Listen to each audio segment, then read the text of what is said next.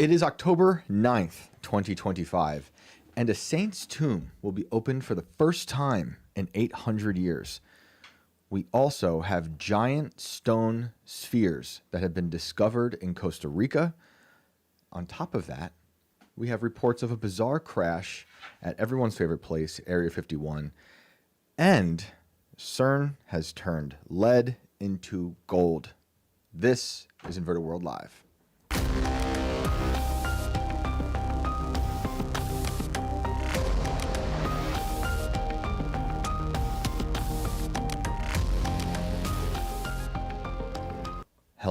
Hello, world. How is everyone doing? It is Thursday, so Brandon tells me. We are glad you're here. Thank you for joining us. We got a lot to cover tonight. If you have a strange story you want to call in and share with us, if you want to talk about something we've discussed early in this first 30 minutes of the show, give us a call. You can click the link that is going to be pinned in the chat on Rumble and YouTube. You will be a disembodied voice broadcasted out into the world, and we want to hear everything you have to say. I'm, of course, joined by the great Brandon. Hello, sir. Hello, sir. And everybody, welcome back. It is Thursday. One more show for the week. Let's get weird, ladies and gentlemen. Anything you noticed weird about the studio today? You know what? Actually, now that you mention it, there were a couple of things out of place. Interesting. When I came in this afternoon. Thankfully, we have cameras in here. Yeah, and I took the liberty of going through some of the security footage here, and I discovered this. What is that? Is that what we look like? Is that us? I don't think it looks exactly like me. These are two imposters that I discovered on the footage, posing as me and Shane during what appears to be a different Inverted World Live broadcast. Are you guys watching another Inverted World and not telling us? Is this something I should be investigating? What is this? I don't know what this means. We're definitely going to look a little bit further into it. Yeah. Are they in the room with us right now? I certainly hope not. You just look under the hollow desk. They don't know. I can see from here. They don't know. There's nothing down there but a hole in your knee. That's it, man. Holy moly. Well, Yeah, we're so- going to look into that. Yeah, so, you It's know, concerning.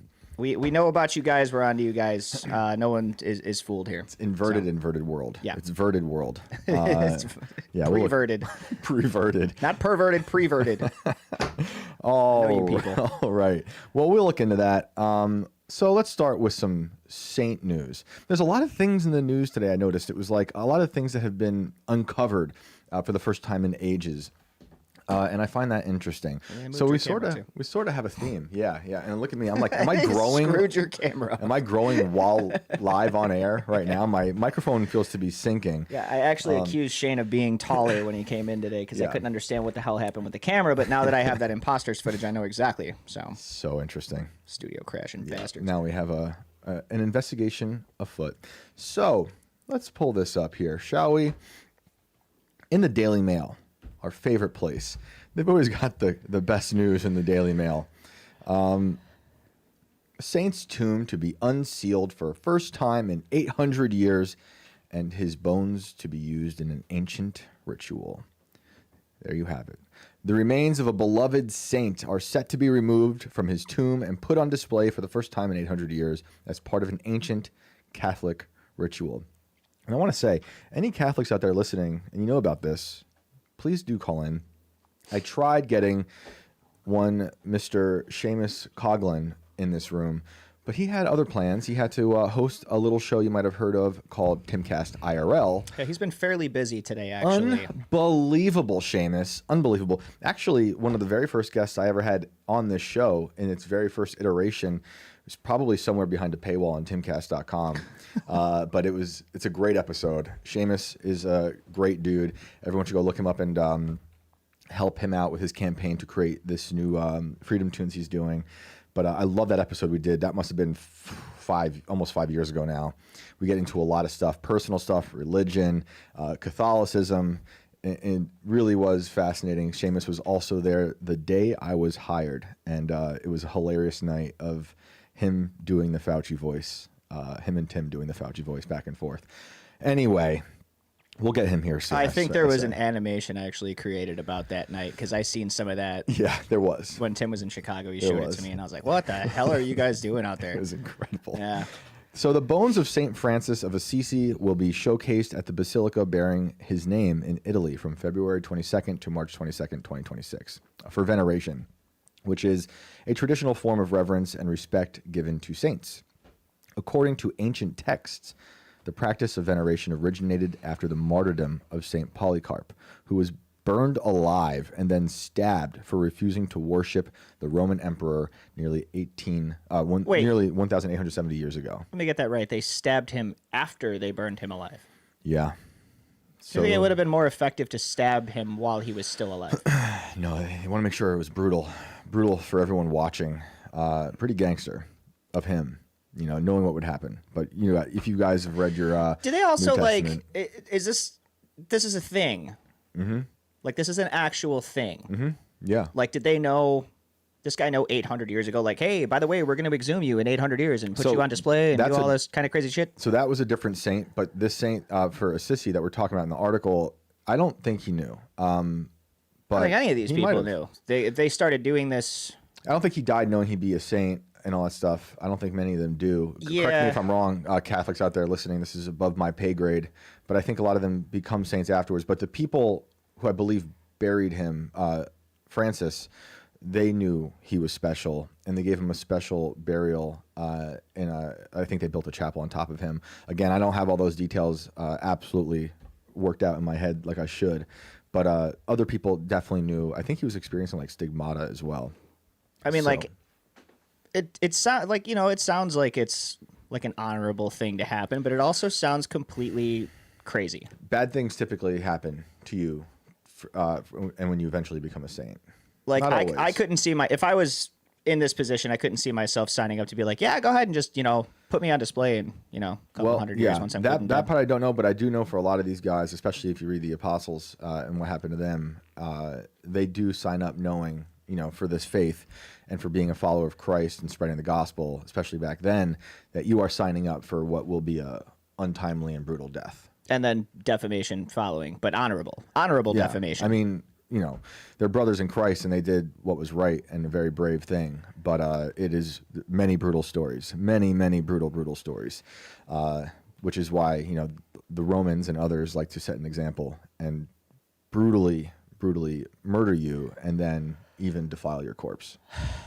It's unbelievable stuff. Desecration. Yep. His followers collected his bones and treated them with great reverence, sparking the church's centuries-old tradition of honoring those who devoted their lives to faith and sacrifice.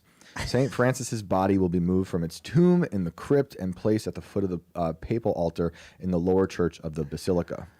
St. Francis's bones rest inside a sealed glass urn beneath the basilica, preserved in a controlled nitrogen atmosphere to prevent decay. I was gonna say that was gonna be my next series of questions. How are they doing this? How are they moving the body?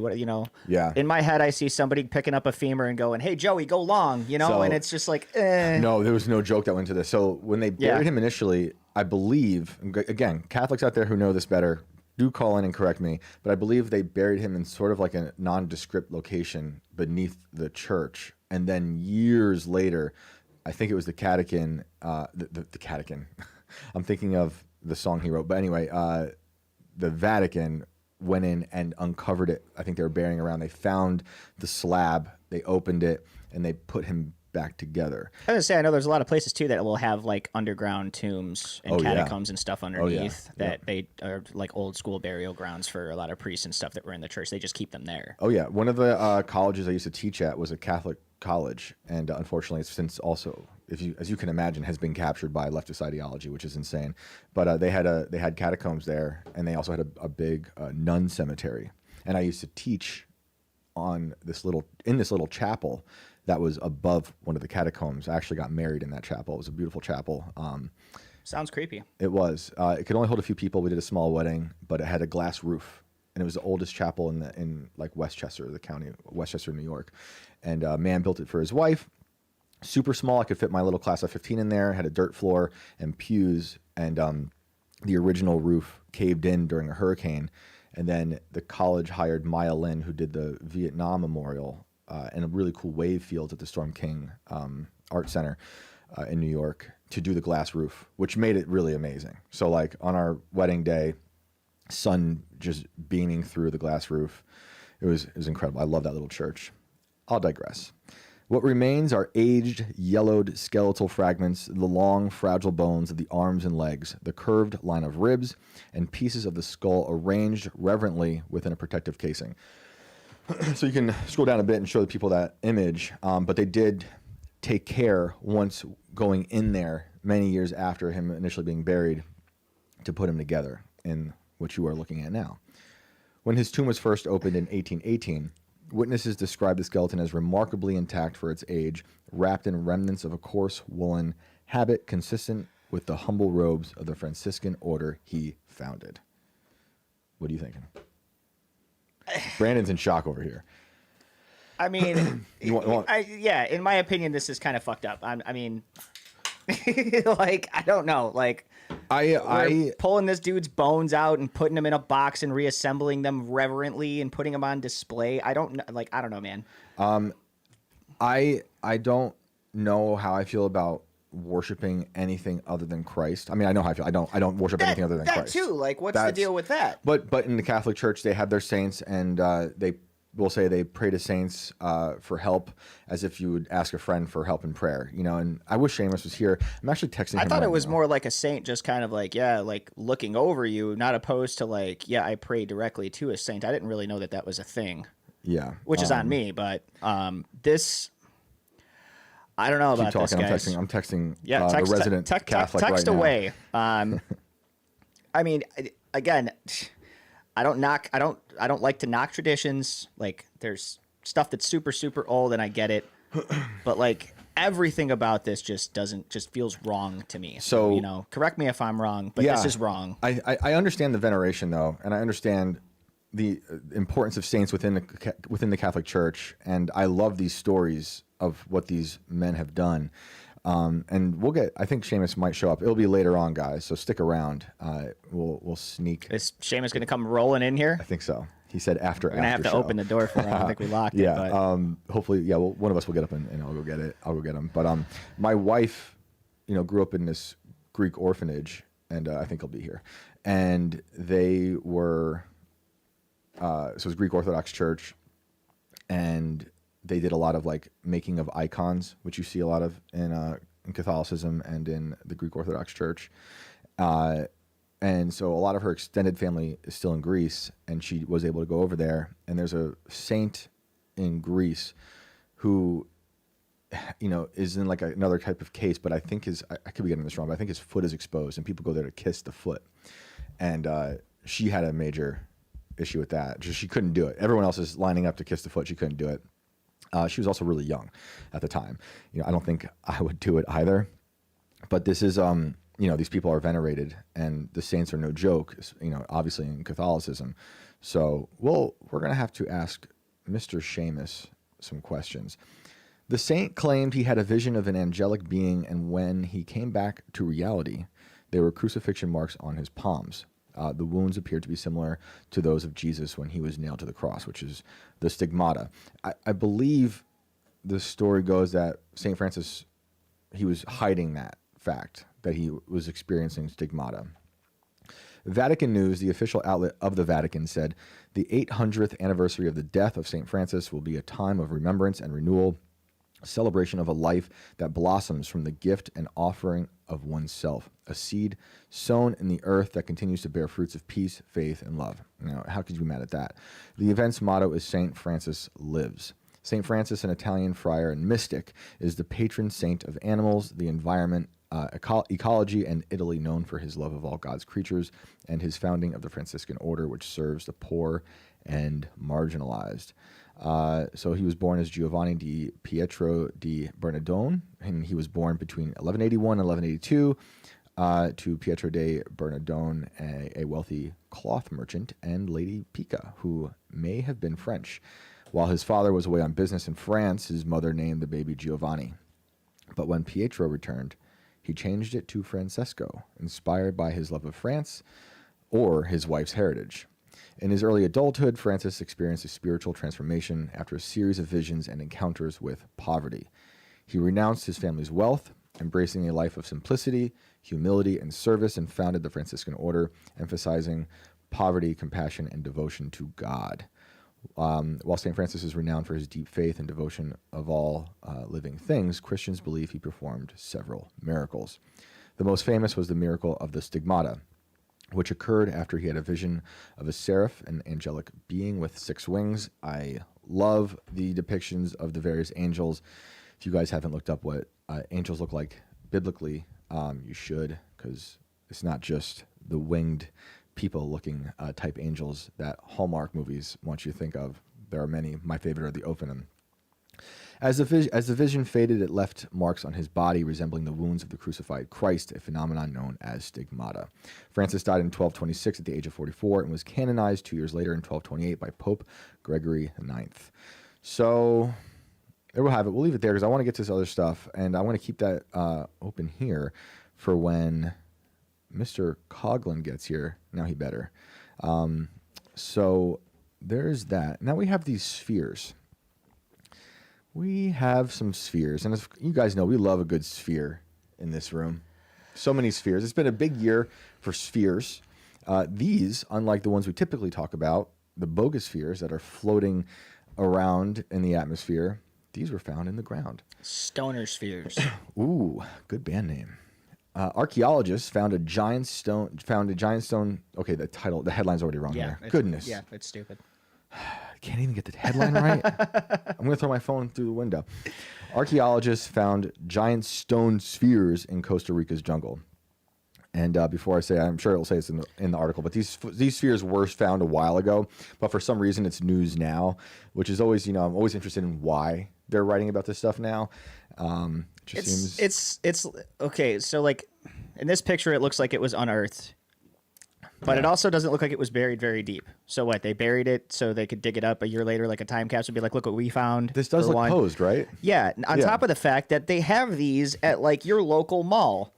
Yeah. They're just sitting in a pool of water, floating and spinning around. Yep. Like we've seen these, right? Like. Are you saying these are also bogus spheres?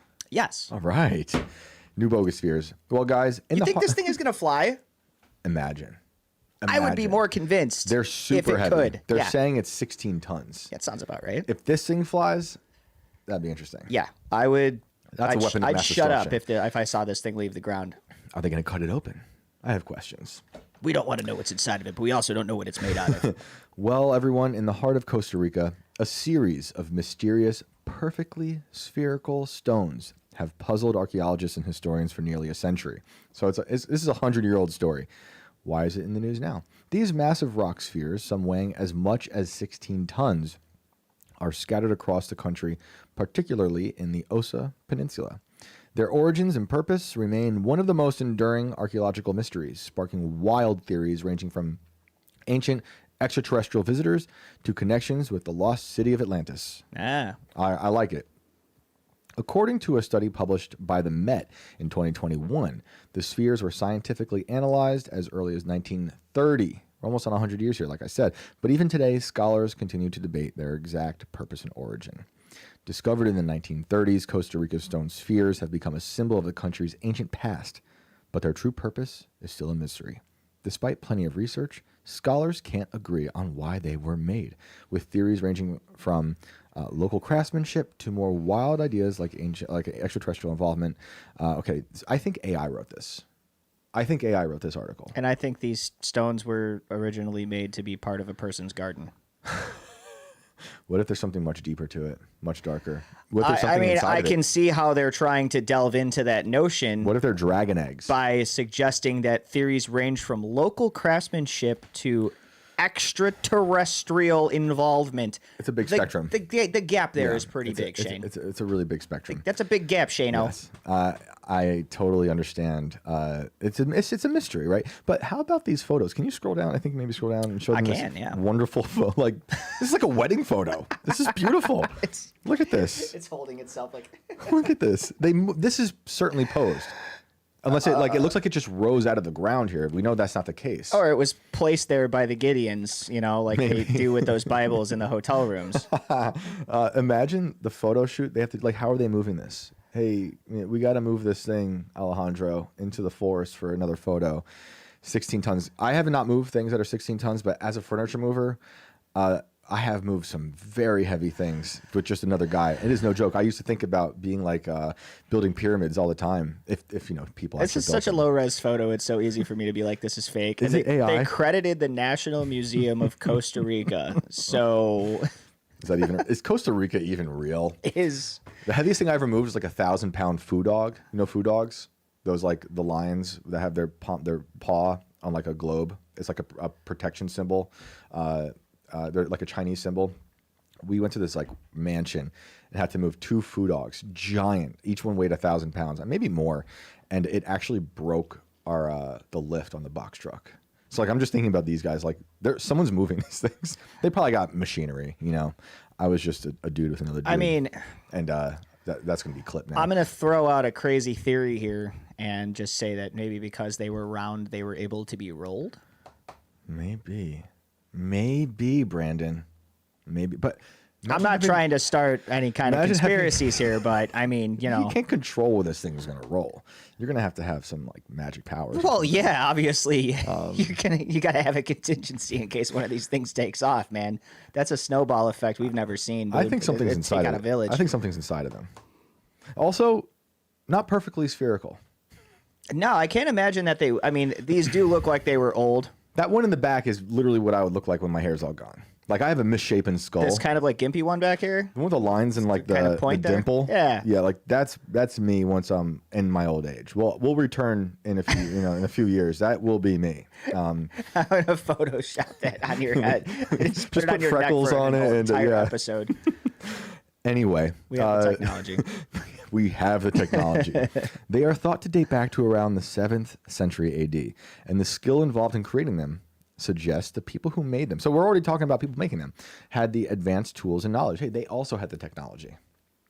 Or they were aliens. But how exactly they managed to shape such massive stones with such precision is still unclear. The theories behind the sphere's purpose. Over the years, people have come up with all sorts of theories about why the spherical rocks were made. Some of the more out there ideas suggest they're somehow connected to the lost. This is AI slop. It's just repeating itself. I read this briefly, quickly, and I didn't realize that every paragraph was going to repeat itself. Hell yeah. That paragraph is literally the same one as the last. Tell us again how AI can help relieve our job struggles.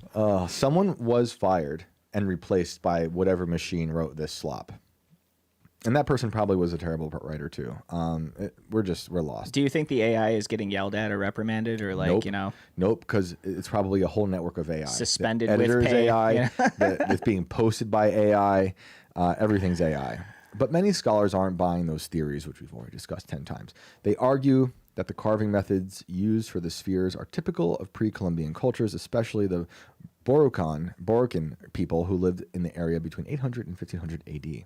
While their true purpose is still debated, many researchers believe they were likely used for ceremonial or symbolic purposes, possibly marking important ritual sites or representing cosmic beliefs. They were used as seats for a fire pit. Those would be pretty sick seats. But maybe it's like spherical Stonehenge in Costa Rica.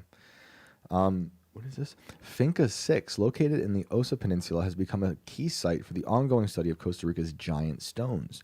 Once a vast field of rock spheres, the area has now been transformed into an important archaeological park, complete with a visitor center that sheds light on the history and significance of the spheres, although they know nothing. According to local reports, it is now home to the only museum in Costa Rica dedicated to the pre-Columbian site, giving visitors a unique opportunity to view them up close and learn about the culture behind them. Well, they're cool looking. They look like they're migrating south for the winter. What if that's the attack of the killer tomatoes, but they've been turned into stone by Medusa? That seems likely. That really? You're going to go with that? That might be in the next paragraph, honestly. I might have read that already by accident. Anyway, here we go, an answer. This renewed focus on the spheres has sparked further research with the Costa Rican government pushing for their recognition as the UNESCO World Heritage Site. As part of this initiative, researchers continue to study and their context. I'm done reading this article. I hate AI. If it's not AI, that person's got to go. Yeah, it is not English. Goodness gracious. Wait, who is the author? Is there a name? Lunese? That's a fake person. Microbial biotechnology and plant valorization from the Waloed Memory University. Tizizu, Algeria. It's fake. That's the most ridiculous shit I've ever heard. I'm sorry I subjected you to that. I cannot believe that. I don't think this person is real. No, they're definitely not. We're going to go with not real on this. That's insane. People in the chat are asking why we don't use ad blocker. We're getting there. All right. Look, we're a mom and pop shop. Hey, here. you know what? You guys want to donate to our ad blocker, knock yourselves out, all right? I'll start a GoFundMe for it. Randizzle Swizzle says, I ain't retarded, but I like rocks. For those who watch Kill Tony, that reminds me of the great Cam Patterson, who on his, I think it was his first appearance on the show, talked about collecting rocks, who has since been hired by SNL, something I did not see happening. I did not see that happening. So let's go to, what do we got here? 10:26. Is that the real time? Is that real? It is. Let's go to Area 51. Let's see what this is all about. I was going to say, it's Thursday, too. We can delve a little bit here. Yeah. So again, for everyone who's just joining us now, we're going to go to phone calls fairly soon. If you got a weird story, if you want to call in, talk about saints, if you want to talk about stigmata, veneration, all that stuff, give us a call. If you want to talk about Area 51, give us a call. If you want to talk about these stone spheres, give us a call. Also, you don't talk about any of that stuff. You can call in and say anything you want. It's fair game. But anyway, I have this news.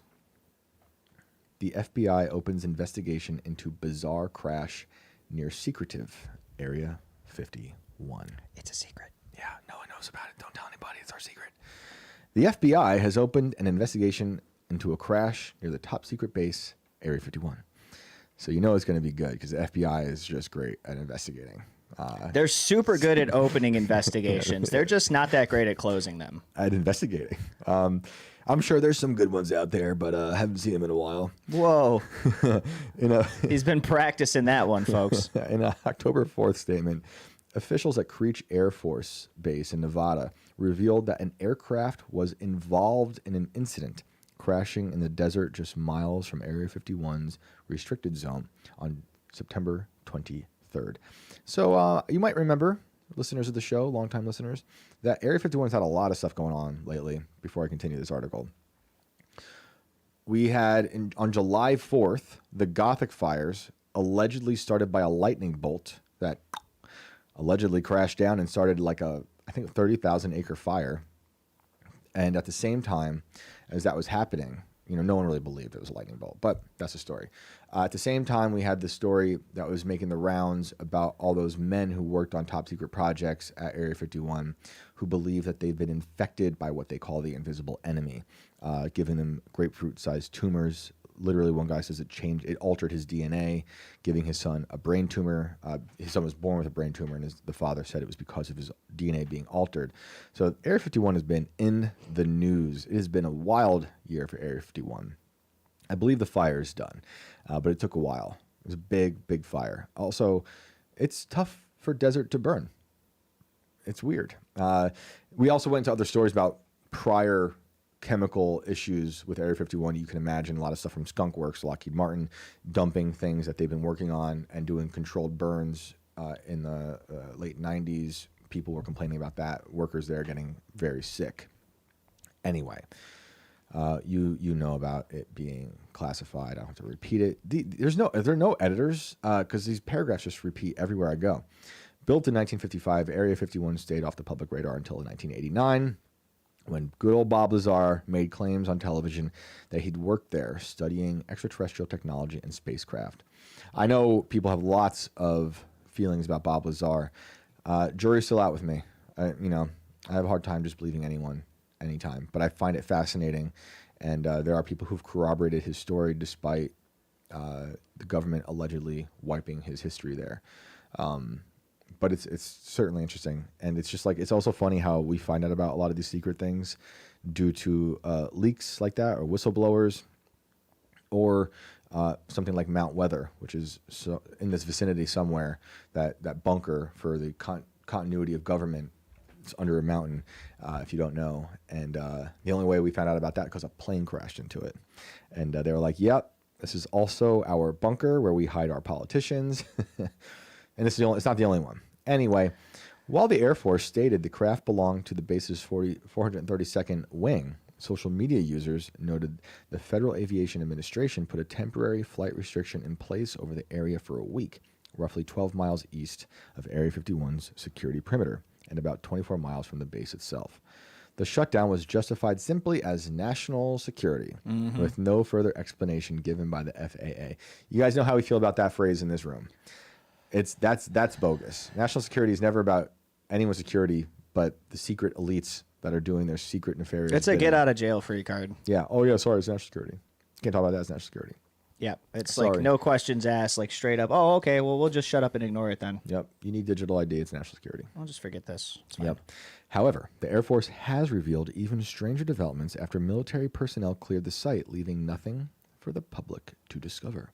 Creech officials said investigators, and this is the phrase they're giving us that I'm about to say, investigators found an inert training bomb body and a piece of unidentified aircraft at the same crash site, leading the FBI to get involved. Do you mind hitting that hyperlink for aircraft? I didn't do that when I was looking earlier.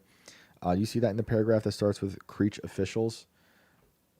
It's the aircraft one? The one that says aircraft, like the second paragraph above the picture. Yeah. Hit aircraft.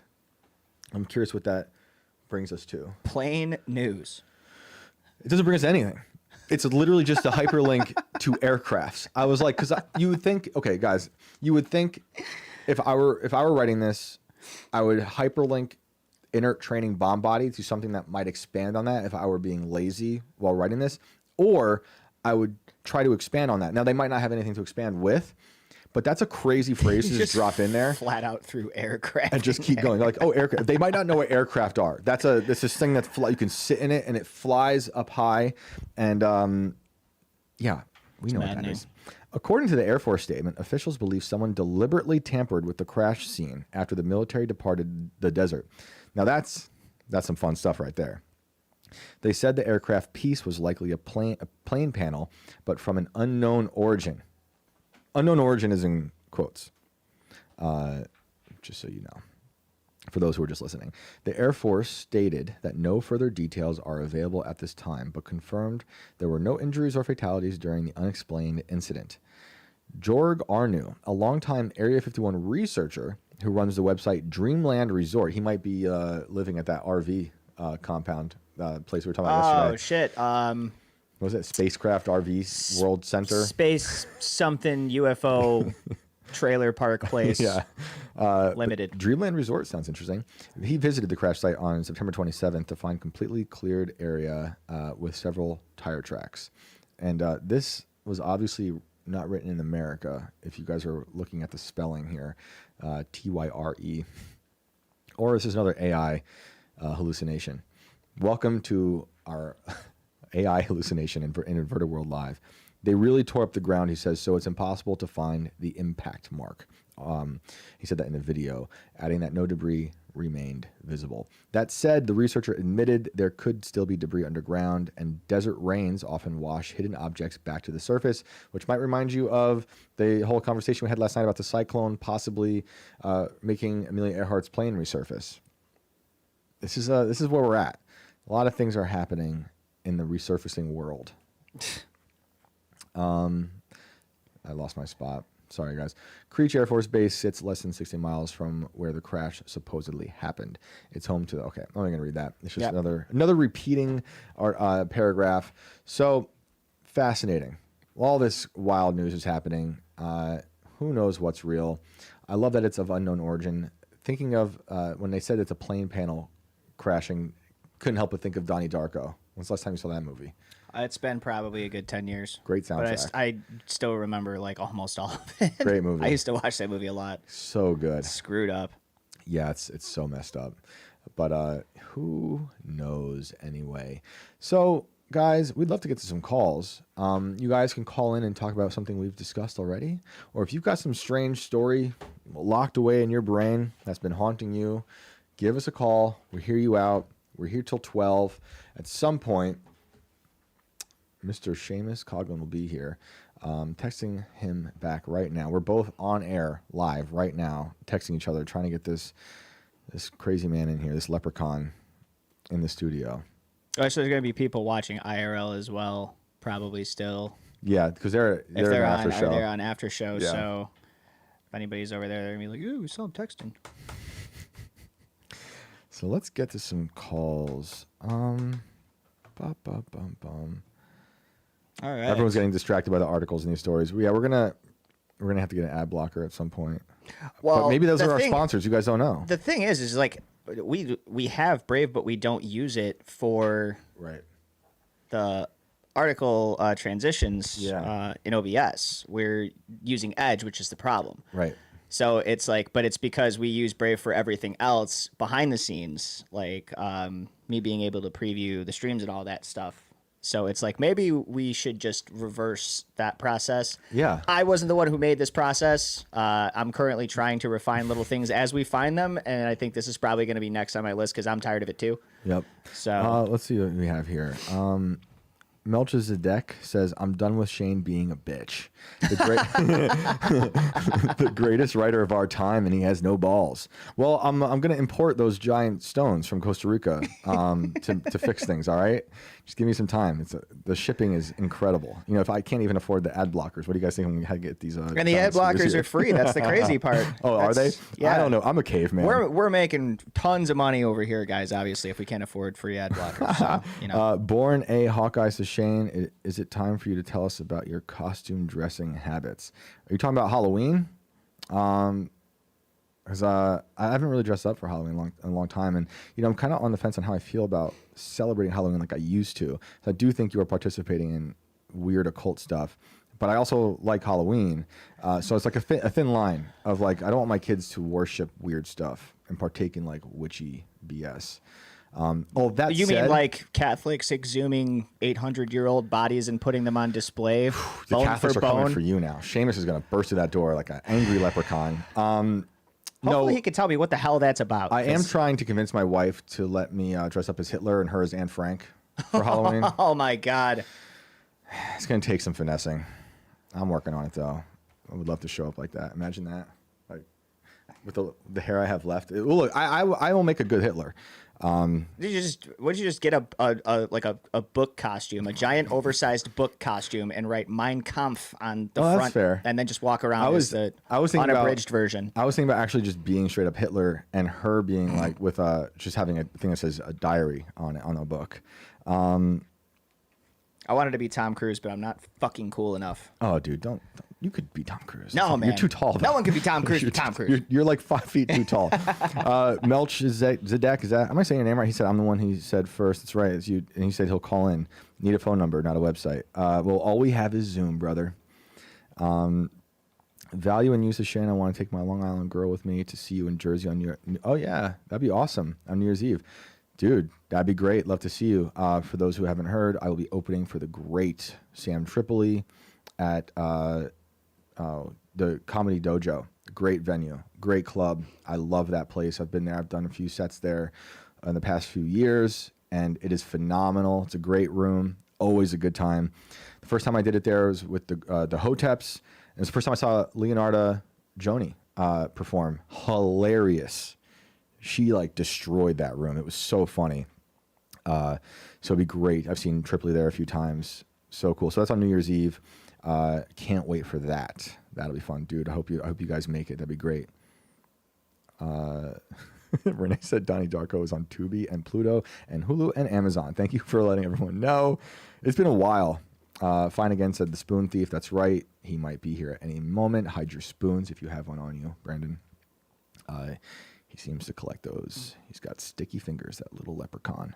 James Lee says, you don't look like a bird, Brandon. Tom Cruise was birthed by an eagle. Thank you, James. I feel so much better. Arthur Fox Cake says funny female comedians don't exist. It's rare. It is rare. I do like Leonardo, though. She was brutal on stage, and I always enjoy that. Shane won't let me glaze his bass player because he knows the rules of being in a band. The bass player is almost always overlooked. That's from Metal Flakes. You know, it's so funny. I was going to say, he wants to glaze your what? My bass player. Wow.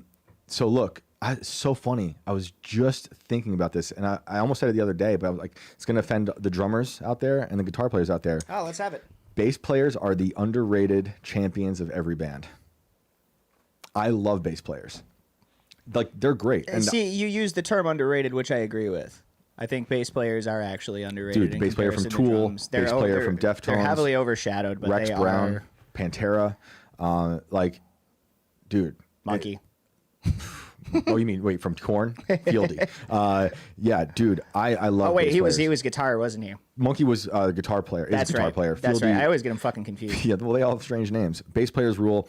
My best friend to this day, who has been my best friend since since we were 14 or 15, is a bass player. So that's probably why I'm biased towards bass players. But bass players rule. Also, they tend to be who I spend the most time with because, like, the drums and we're drum creating bass. that kind of, low end rhythm. Spine of the band. I mentioned last night Death from Above, 1979. Dude, that dude, Jesse from Death from Above, is quite possibly one of the best bass players alive. And if you guys don't know that band, you need to listen to them. They are loud AF. And Yeah. have you listened to them? Like, the sounds that guy makes, Dude, are insane. honestly, now that I think about it, I've never been in a band that actually worked out if I didn't like or flow with the bass player. Yep. Like, it was just one of those things where, like, I can't do it. I always had to be like, I either can handle this bass player, or we got to get another one, or you guys got to replace Right. me because we're not gonna mesh. Dude, I mean, look, I love all musicians, and I love when they're great. But someone just say Jaco Pastorius, sick. Yeah, dude, bass players rule. And Metal Flake says he's biased as a bass player. That's sick, dude. Thank you for bringing that up. That has been on my mind for some reason. I guess listening to all this music has been making me think about that. All right, we're doing our music rant early. It's too early. We're like an hour early. Yeah, let's get on the phones here. I want to bring on Culper Cast first, who has been trying to get in here. Oh yeah, Catholic, I believe, or maybe Orthodox. I don't know. And muted. Can you unmute your mic? Oh, someone said Lemmy. James Lee said Lemmy. Yeah, Motorhead. Definitely. Dude, Les Claypool said Fry Guy. I was going to say, did we even name Claypool yet? Like, nope. Dude. Is it me? Yes, sir. It is. Sure. Oh, okay. What's up, guys? What's up, man? So I don't have much time to talk about the Eucharist like I was trying to a couple weeks ago. Oh, that's all good. I've been waiting. I've been like, where is he at? I know you have. I do have a book recommendation, though, that the church uses for, like, Protestant converts. Tell us. It's Know the Faith by Michael Shambuer. If you go to chapter 6 of that book, it's all about the Eucharist. Cool. Liturgical worship. But Thanks, man. did have a good story for y'all about... So I know you've seen season 1 of True Detective. Of course. I'm actually from the area that inspired that story. Oh, all right. Ponchatoula. Have you ever heard of Hosanna Church in Ponchatoula? I have not. No. Yeah, so if you can actually Google Hosanna Church in Ponchatoula, Louisiana, and find an article about that story. It's pretty dark. My family was actually friends with the pastor of that church that is now serving 3 life sentences. Can you walk us through the story? I know you don't have much time. Yeah. But... Yeah, so I'll try to be quick. So this pastor was like one of the, holier than thou pastors, like constantly judging people. Anytime you saw him, family would run into him and he would judge them if they were like going to bar rooms and stuff, typical stuff. And then one day, out of the blue, this guy walks into the Ponchatoula Sheriff's Office and just sits down robotically like it was nothing and just lays out years and years of, can you say pedo or any of that on Yeah, YouTube on that? yeah, that's fine. Yeah, so basically lays out years that himself and multiple people within the church were basically pedophiles and had a satanic pedo cult. They were worshiping during the day, and at night they were doing this to children and also animals and oh my goodness, other stuff. So in the attic of the church, they actually found they tried to wash it away, but it was a pentagram. And wow. we found out later that they were sacrificing animals like cats and dogs and using the sacrificial blood to dump it on children and then do horrible stuff. Sheesh. May I ask how you know that that's a connection? Like, do you know like how that inspired it directly? I mean, it sounds like the same because thing. Pizzolatto, the director, basically hinted towards it. He never outright said, "Oh, this church is 100% the inspiration," but he did an interview one time and basically said the same thing I did. Look up Hosanna Church in Ponchatoula. Oh, wow. Yeah, so he did directly mention the church. Okay. And he's from the area, and I'm friends with people that are related to him. I forget his first name. Yeah, I actually know him, Nick Pizzolatto. Oh, really? He's amazing. I don't know him like that well, but I've met him, and he's legit one of my favorite writers. His book is amazing. He is that True Detective is incredible. Dude, it's one of the best television shows of all time. That first season, I don't think you could top it. I know season 2 gets lots of flack, and when I first watched, I was like, okay, interesting, but it didn't hit me like the first one. I went back and watched it. It's amazing. I know he had issues with the studio and he was being rushed, but season 3 is really good, really, really good. But man, oh man. Yeah, I haven't watched season 3 yet. I stopped watching season 2, but I do need to revisit it. I highly recommend it. Go back and watch it.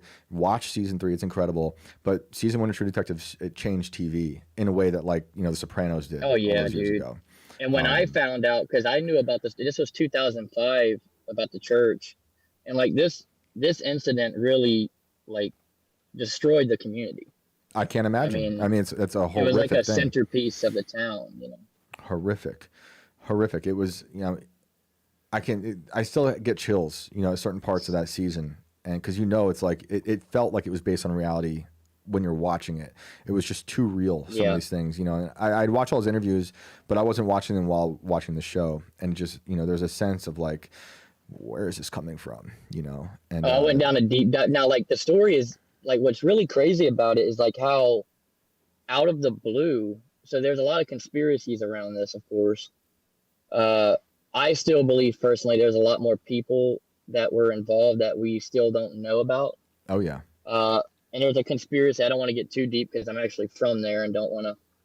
There's a conspiracy that the DA that was in charge of prosecuting the case, that he was actually close to. So the pastor was Louis LaMonica. And he was actually close to Louis LaMonica. And there's a conspiracy that he had cut a deal with Louis to take the fall for it, but then in court turned on him. And they threw a book at him. Wow. And what's crazy is like Louis LaMonica during the court proceedings, like randomly got really angry and launched himself at the DA and tried to attack him. Holy moly.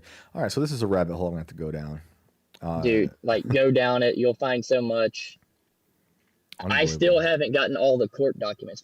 For some reason, we can't get all the court documents.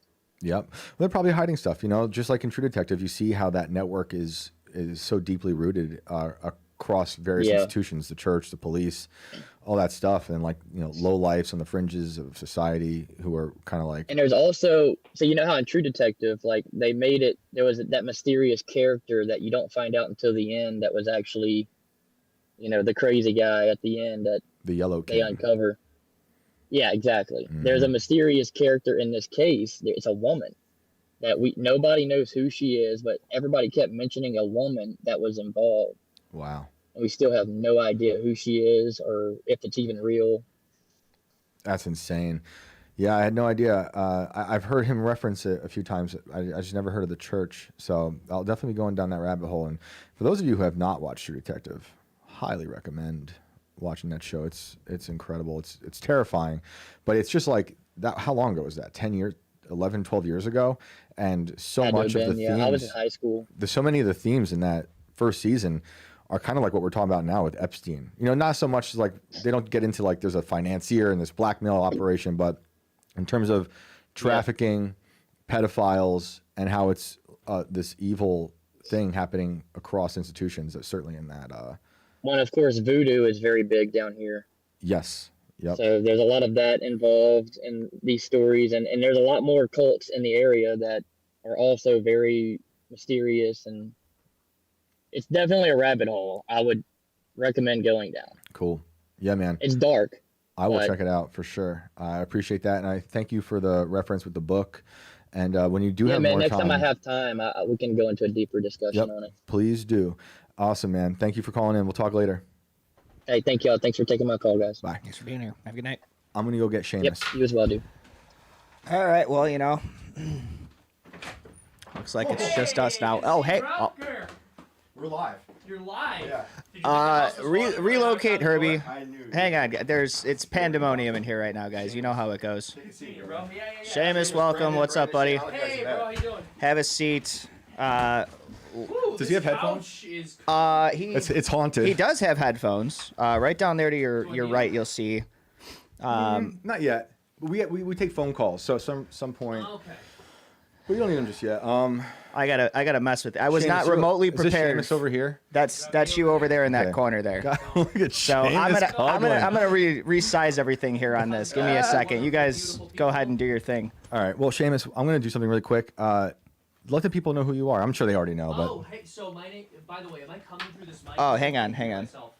He's actually. I got him on 3. Let me pop it. Try it again. All right. Can you hear me now? Hey. That sounds right to me. Okay, ladies and gentlemen, boys and girls. My name's Seamus Coughlin. I create an animated series on YouTube called Freedom Tunes. Right now, myself and my team are actually expanding out into creating a full-length 22 to 25-minute long show. It's an anthology series. There's a lot of dark comedy. It's like, I would say like sci-fi horror comedy, sort of. Depending on the episode, they range in tone. Our first episode deals with the ET question.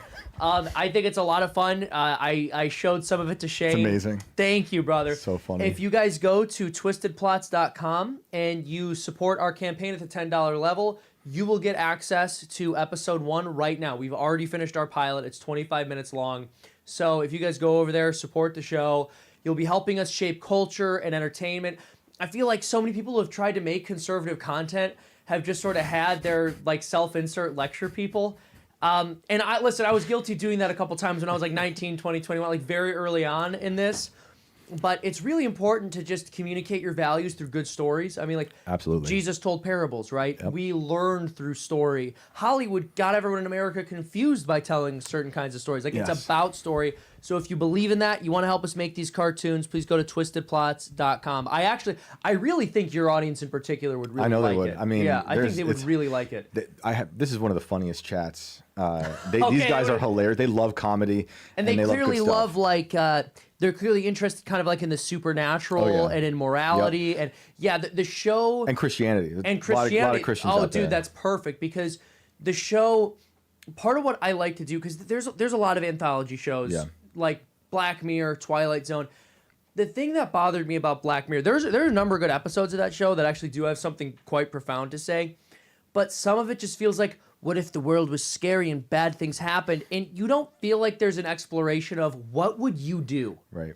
To me, that's interesting. When you have some crazy supernatural scenario, an alien invasion, whatever. It's like, what would you do? Or what would you do with if you had this like man-made horror beyond your comprehension, this technology you could do anything with, like what would you do? Yeah. I think it's an interesting avenue for exploring moral questions. And I don't think it's used for that. I think it's used by people to go like, nothing matters and life is pointless, which is not only not true, it's like boring. Yeah, it's totally boring. Agree. Totally agree. The clip I saw is hilarious, and his aliens, and I won't give it away, but man, it's funny. I'm proud of you, dude. I love that you're doing this. I think it's very important. Thank you, brother. We need more people making. I'm always encouraging everyone to go make stuff. Mm-hmm. You'll feel great. You can share a great story.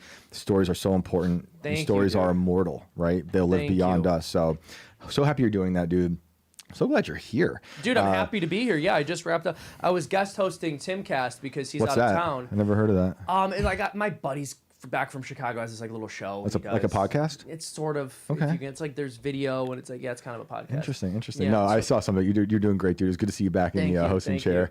So, all right, look, dude. We're talking about Catholics. We're talking about Catholics. No, I thought we were gonna talk about like spooky ghost stuff, bro. We'll get there. I was in the mood for something macabre. It's almost Halloween time. Get there. The Catholic thing was actually kind of almost a spooky ghost thing because they were talking about exhuming a body Saint Francis of a saint and putting him on display bone by bone. Are you aware of Saint Francis? Well, I know that it has been a tradition throughout history to collect the remains of saints. Yeah, and it's interesting because people will say that's pagan.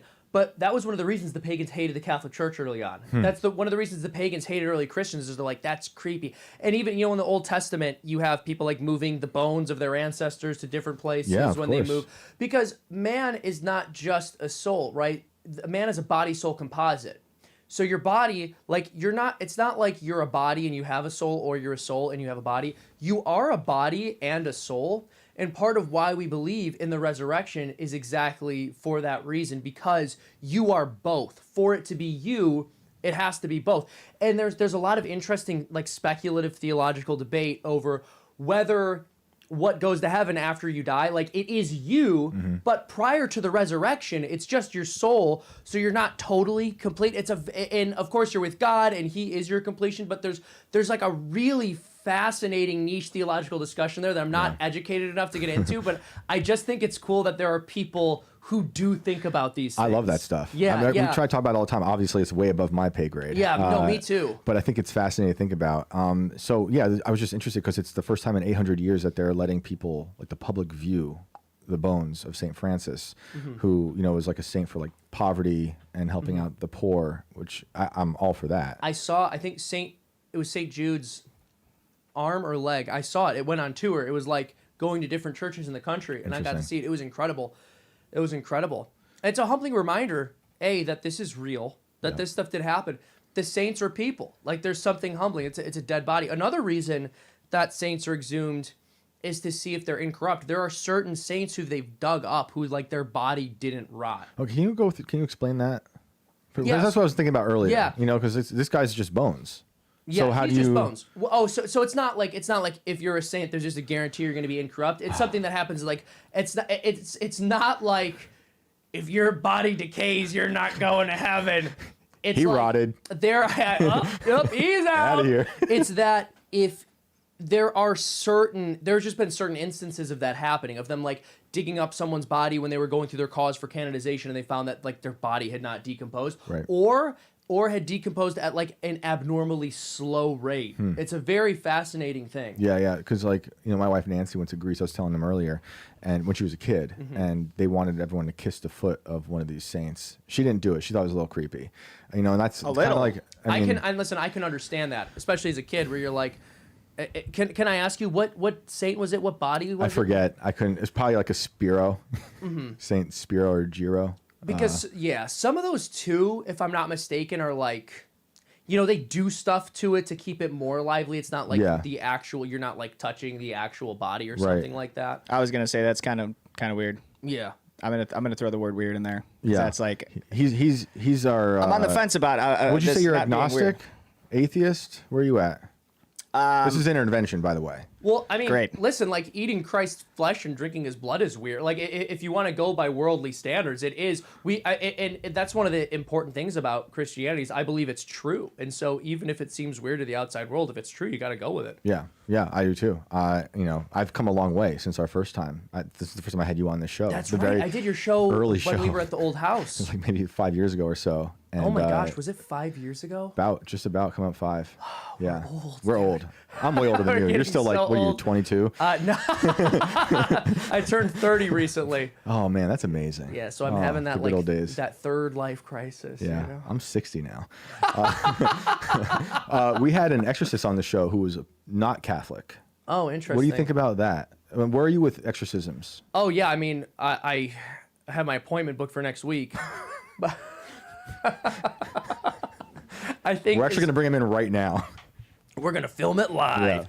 Yeah. Exorcists. So what? Oh yeah, I mean, listen, Jesus performs exorcism. Like this is not just some esoteric belief. This is not just some like Catholic thing that came out of the Middle Ages, like people would like you to believe. listen, if you believe in the story of Christianity, fundamentally, you have to believe in demons, right? Of course. Because Satan went into the garden and tempted Adam and Eve to commit the first sin. So if you reject the belief in angels and demons, the whole thing falls apart. Of course. And we also know that demons do possess in scripture. That does happen. We also know, like, by virtue of the fact that we are able to move, spirit interacts with matter. Of course. And so, yeah, I certainly believe in exorcisms. I certainly believe it's real. And when you reference Christ doing exorcism, you're talking about Legion? Yeah, that's one instance, yes. We know also that exorcism, of course, in popular media is portrayed differently, that it actually happens in real life. Hollywood wants to sensationalize things and make it seem crazy.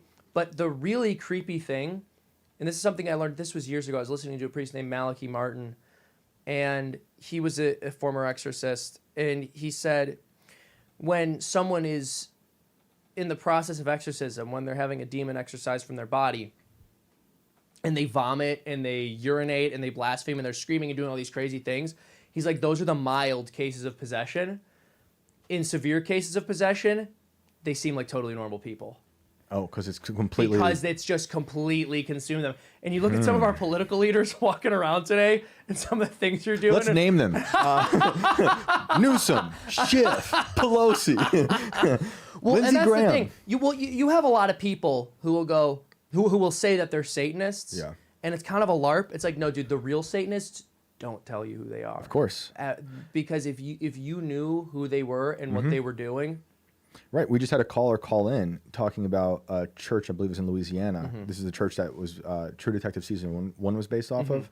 And it was people in a church who were actually hiding the fact that they were pedophiles. And like they had pentagrams, carved into the, I think he said the attic of the church. And unfortunately, we've seen people who are completely possessed. We've seen demons who infiltrate good places. And they put like a Ted Bundy, Well, and this is the thing. I mean, pedophilia is just one of the most clearly demonic manifestations that exists in the world. 100%. I mean, if that doesn't come straight from hell, what does? Yep. Attacking the innocent. Exactly. Attacking the innocent and wanting to destroy purity. Yep.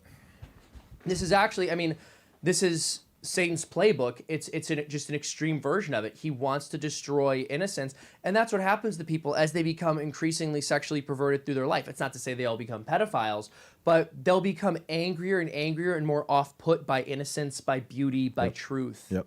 I've seen it. I've seen people I know or knew who see your happiness and it makes them angry. Yes. Makes them bitter. Yes. And it's like they're projecting, they've got issues, but that starts to eat away at them. And most of them were typically atheists and didn't believe in anything that was good. They thought it was good. They were shackled to the material world, but they hate happiness. There's truth in that. Well, there's this guy named Jordan Peterson, and he's like, the story of Cain and Abel. It's like one of the oldest stories ever told.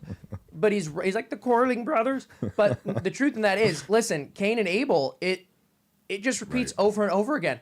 The person who is envious of the other person's moral performance wanting to kill them. Yep. That happens all the time. I mean, that's one story we actually want to explore with the show that we're making.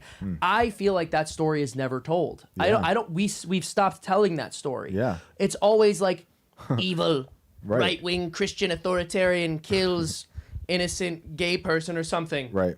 That's always the villain. We don't see any stories where it's like a bad person just wants to kill a good person because the good person is good. Right. Because they go, that's unnuanced, that's unsophisticated, that's not real. It's like, you better believe it's real, dude. And if you refuse to believe it's real, it's probably because it's you. Right. And it's also happening everywhere all the time. Like, it's that simple. A lot of it is so much evil. Like, it's next door. It's a supermarket. It is as simple as like something that is bad wants to destroy something that is good. And good and evil runs through all of our hearts. We all experience this, where someone does something better than us. We're like, asshole. It's just a very human thing that you have to stay on top of, because if it spirals out of control, it turns you into a monster. Right. Yeah. We should be celebrating each other and everyone's successes and like finding joy in that, inspiring each other. I never want to feel like I'm upset with someone for doing good. I want them to succeed. I want you to succeed. I want Brandon to succeed, and like just see you prosper. And we don't. This is the other thing. No one likes being corrected, and I get that. But let me correct you right there. Sorry. You know what? And I actually liked that. So what what happens is people will feel corrected even if you didn't correct them. Right. Like if you're just not doing the thing that they're doing, or you just don't agree with them. If you don't explicitly jump for joy and say, I love your pride parade. Like, why are you a homophobe? People will get really upset with you just for not openly celebrating because they feel corrected by the fact that you're behaving differently than them. Well, you know, silence is violence. Silence is in fact violence. You I have know to that. watch And I out for learned that. that because I went to art school. Yeah, so did I. Oh my God. Look at us, two Look at freaks us from art school. talking. That's hilarious. This is exactly where it's like, where do you see your students 15 years from now, 10 years from now? Like, this is what they would think. They'd be like, probably in the middle of nowhere in a spooky house talking about spooky things This is a late spooky at night. house. It is October. I definitely didn't see this on my horizon, I can tell you that. Where did you go to school?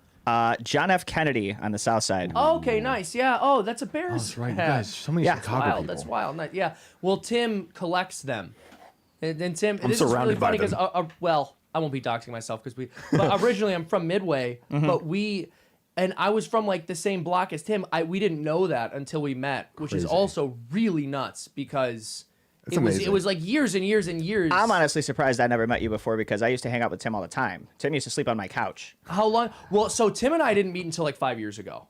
Oh, So really? that's probably oh, why. Yeah, but yeah, you yeah. guys were But from that's- the no, same. Exactly, Okay, we were I got from, you. which was crazy. I got you. Because I knew he always talked about the fact that he was from Chicago on the South Side. And then I asked him what part, and he mentioned. I was like, dude, we used to live there when I was like a little kid. Yeah. I had a lot of family out there.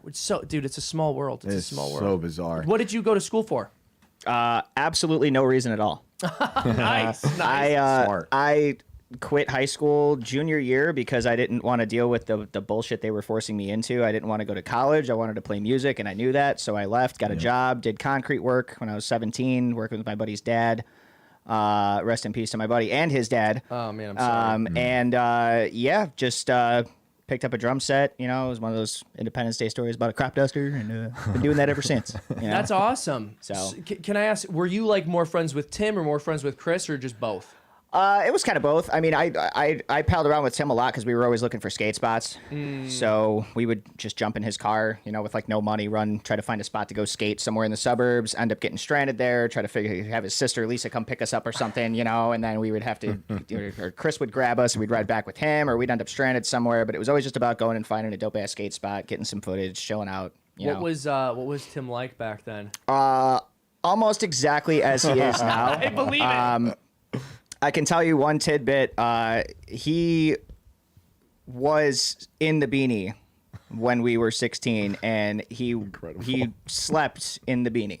When you were 16. Like I would come back into then. the living room and see Tim passed out exactly as he appears now on IRL. You're getting beanie lore right now. So is yeah, beanie the lore. beanie has been around as long as my friendship with Tim has. So That's nuts, man. Good. Unbelievable. Listen, that's the only he's committed to it. Tim bit that you'll We get. should we should have Seamus experience a caller now. Yeah, man, I'm happy to talk. Yeah, to any yeah. Are you caller. good? You good with us to bring a So caller? we bring in Yeah. people, they tell us anything. Yeah, they might man. just berate you. And that's what I deserve. Yeah, he does need those lashes.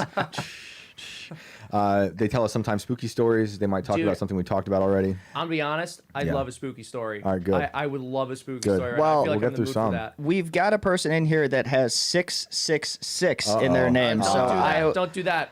I would like to start with this one I'll evangelize. because I want to Yes. see what we get here. So I'm gonna poke the bear a little bit. Great. SS Viper 666, welcome to the show. Can you hear us? They have to go through a portal. To get here. Oh, you know what? I think I muted myself. I double muted. You hear me? Yeah, Yes, sir. We got you now. What's Welcome up? to the show. Cool. How you doing? I'm doing good. How about you guys? Chilling. Honestly, pretty good. Yeah. Pretty good. It's been a busy week, but a good week. Yeah, great. Now that Seamus is here. Cool. Oh, you're too Yeah. Watching kind. some of that Tim cast too. Oh, cool. thank you, Yeah. man. Yeah, thank you. Thank you. Thanks for the support. What's going on tonight, man? Yeah, how you doing? Well, I didn't have any Catholic story. I had a UFO story from a while ago. Let me Alright. hear it. 2009. Cool. Also, real quick, Shane, what death metal band were you in? Oh, we were called Mabus, Mabus. It is on Apple now and Spotify. Mabus. Yep. Cheers to Okay. Doomsday Gloom. Mabus. Is what I named it. The album. It was re-released recently because we put that out in like 2006 or so. But the drummer, if anyone out there is like a super nerd into metal, if anyone knows like the band Number 12 Looks Like You, Yeah. their drummer is a friend of ours, and Michael We Cadnar played with re-released them. Shit, I remember playing one show with those guys at like the original Mojos back in Chicago. They were wild. Like in the suburbs. They were wild dudes. They Gotcha. were Yeah. awesome. Yeah, they recorded one of our EPs as well. The I singer, completely Chase. forgot about those guys. Yeah. That's crazy. But yeah, you can find it. But yeah, check it out. Let us know what you think. But Yeah, we'll do. I used to be into stuff like that. But anyway, I didn't want to take away from the UFO stuff or anything. But anyway, down in North Carolina back in like 2009, it was in between North Carolina and South Carolina. And we were out there at night just watching the ocean. And I kept seeing this like fireball come up, and it was like a very organic light and everything. And always in the same spot, only come up for about 5 seconds, go out, whatever. We watched it for like 45 minutes doing this. And, we were just chilling on the beach. I was with like 2 other people. And then it stopped doing it stopped like illuminating. And like I am dead set on like watching that spot the whole time, And eventually this little blinky light starts coming up. And it's like it looks like a firefly or something like that. It looks super organic as well, but like I don't know. Indistinct flicks like every once in a while, no pattern or anything. So I'm watching that now in the same spot for like a while again, and now it starts moving, this little blinky light, and it comes out to over the shore, and as soon as it hits the shore, there were just thousands of these blinky lights, these little like I don't know, like little firefly looking things, and it looked like a whole cloud almost. And all of a sudden, I mean, I'm looking around like, and nobody was really on the beach other than us. But, like all the lights in the city and everything, and all this cloud of these lights is over top of the city. And all of a sudden, that orange light comes back, dude. And it appears above this cloud, and then it splits into 3. Like 2 other orbs break off of it and create this triangle above the cloud or whatever it is, and then everything disappears except for one blinky, and that little blinky goes back out over the ocean to the same spot that it came from. All right, dude, I got to ask you really quick. I have to ask the most pertinent question we have right now, and it's: were you on drugs? No, Okay. Because it was like a family vacation, teens, No, it's we have to get that out of the way because it's the first thing everyone brings up is Chad. Drugs. So the only thing that maybe like, because we're all kind of like real hopped up on adrenaline and stuff by this point, and the only thing that I'm not really certain of, but in hindsight, it is really weird how these things kind of play with your consciousness or something. But like at the end of the pier, which was like, I don't know, 200 yards out or something into the dark ocean, I see something light up at the end of the pier. So we climb up the pier because they had it all gated off, and we run out into the dark ocean and everything. There's no security lights up there whatsoever. Now, that's kind of one of those things in retrospect where I'm just like, yeah, maybe. But, the more I hear about this stuff. But, yeah, that was about it. And, nowadays, the Jersey thing, when all those quote unquote drones were popping up, they were talking about the same kind of thing where it was almost like a quote unquote cloud of drones. And it just really made me think of that. Let me ask you, so how many people were you with again? What's that? How many people were you with again when you saw this? 2 others, my brother and a teen friend. And they all described it the same way? Yeah. And how did you feel when you saw this happening? I don't know. I mean, I've seen stuff before, and I'm the type that will obsess over it until I figure out what it is. I'll like drive, and okay, it's a plane now or whatever. Yeah. I mean, from the get-go, I knew something was up by how this thing looked like fire. It didn't look like a stable light. It was just kind of like organic, I guess. Or nowadays, you hear people talking about plasma. But, how far away was it from you, do you think? It really wasn't too far, and that's why I'm looking at this blinky thing being like, it's not really bright, and it's in the same exact spot, so whatever it is has to be really, really tiny. So yeah, I don't know. Probably maybe a quarter mile off the coast when it all started. That's interesting. We've had people call in with the story. The part of your story that's similar to other callers is the part where you said you saw things break away, turn into 3, right? Yeah. You said, that part's weird. And what year was this? Did you say? 09. 09. And you get this stuff nowadays where they're talking about, it's new drone tech or whatever. Mm-hmm. Well, I was seeing this stuff back then, and then you have mentions in biblical text and things of lights in the sky. It makes you wonder. However, I will say that guy that was on, like, he emailed Sean Ryan or whatever, and then ended up killing himself in that Cybertruck. Yes. That guy. Yep. The email that he wrote explained that China had been launching these things from submarines off our coast for like 20 years or something. So I almost wonder if that is true. But yeah, I mean, there were so many stories during the drone invasion of last December where it was like they were telling us there was an Iranian mothership sending them out. Yeah. It was China. It was Palantir. It was aliens. We still don't know. They've told us they're going to get to the bottom of this, but I tend to think a lot of this is just man-made stuff, and they're testing us out. They're taking them for joy rides, and they obviously, like you were saying, they've had this stuff for much longer than we know they've had it. That's right. Oh, for sure, yeah. But it was just one of those things because it was almost like it was laughing when it was like, hold my beer. You thought that was weird? I'm going to split into 3 and make this whole cloud of blinkies disappear. It was just like, oh my God. I think you gave it an affectionate title of a blinky. There were blinkies. No, but it's actually a death interesting. machine. I agree with you. I tend to assume that it's some material thing. Yeah. And I just say that because people see material things way more often than they see spiritual things. So I think it would just stand to reason. But yeah, you never know. It's interesting that other people who have called in have described something similar. Yeah. Yeah. That's why I thought I wanted to put it on file at least. Yep, so thanks for having me do that. But I did want to say one last quick thing about all that stuff with the religion and the technology catching up. It's almost like we're at a point in time right now where politics, technology, religion, all these things are overlapping, and we're like, wait, what's actually going on? But it almost is. We're at this point where it's all one and the same thing.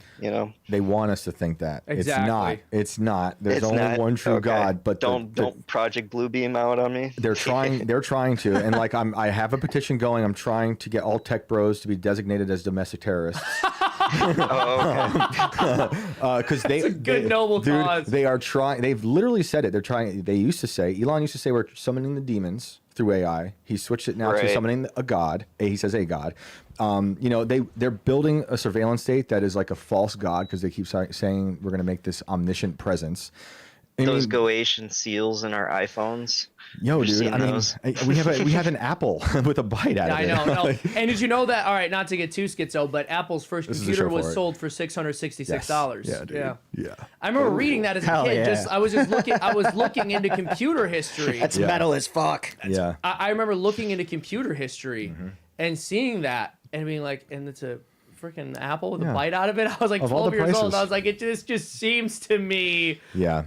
They want you to think wholesome. That's why, if you saw my little conversation with the Rainmaker guy, they try to ingratiate themselves with Christianity into like the dissident right mostly, because they know like a lot of us are Christians, but we're also like dissident. We don't agree with a lot of this stuff.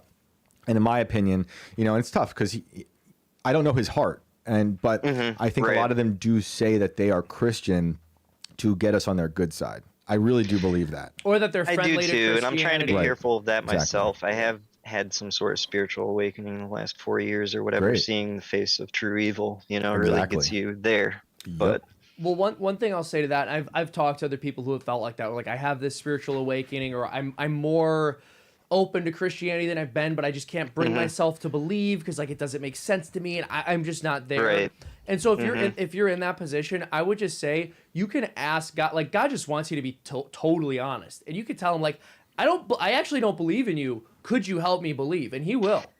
Right. Yeah. That's been my philosophy since day one, basically. Beautiful. But Anyway, good talk, guys. Love it. I appreciate you guys taking my call. Appreciate it, man. Thanks for Change being that 666 to 777, brother. Hey, I try to go by Viper whenever I can now, but it was taken, obviously. So 777. here. 666 for the win. 777. Absolutely not. No. That's, No, Brandon. I don't used to be play a with metal that band. stuff. You Don't see. We're play with opening that the trap stuff. door beneath I know, Brandon's well, but chair. it's like these symbols and numbers and stuff matter. You don't want to welcome an evil presence Yep. into your life. Yep. So true.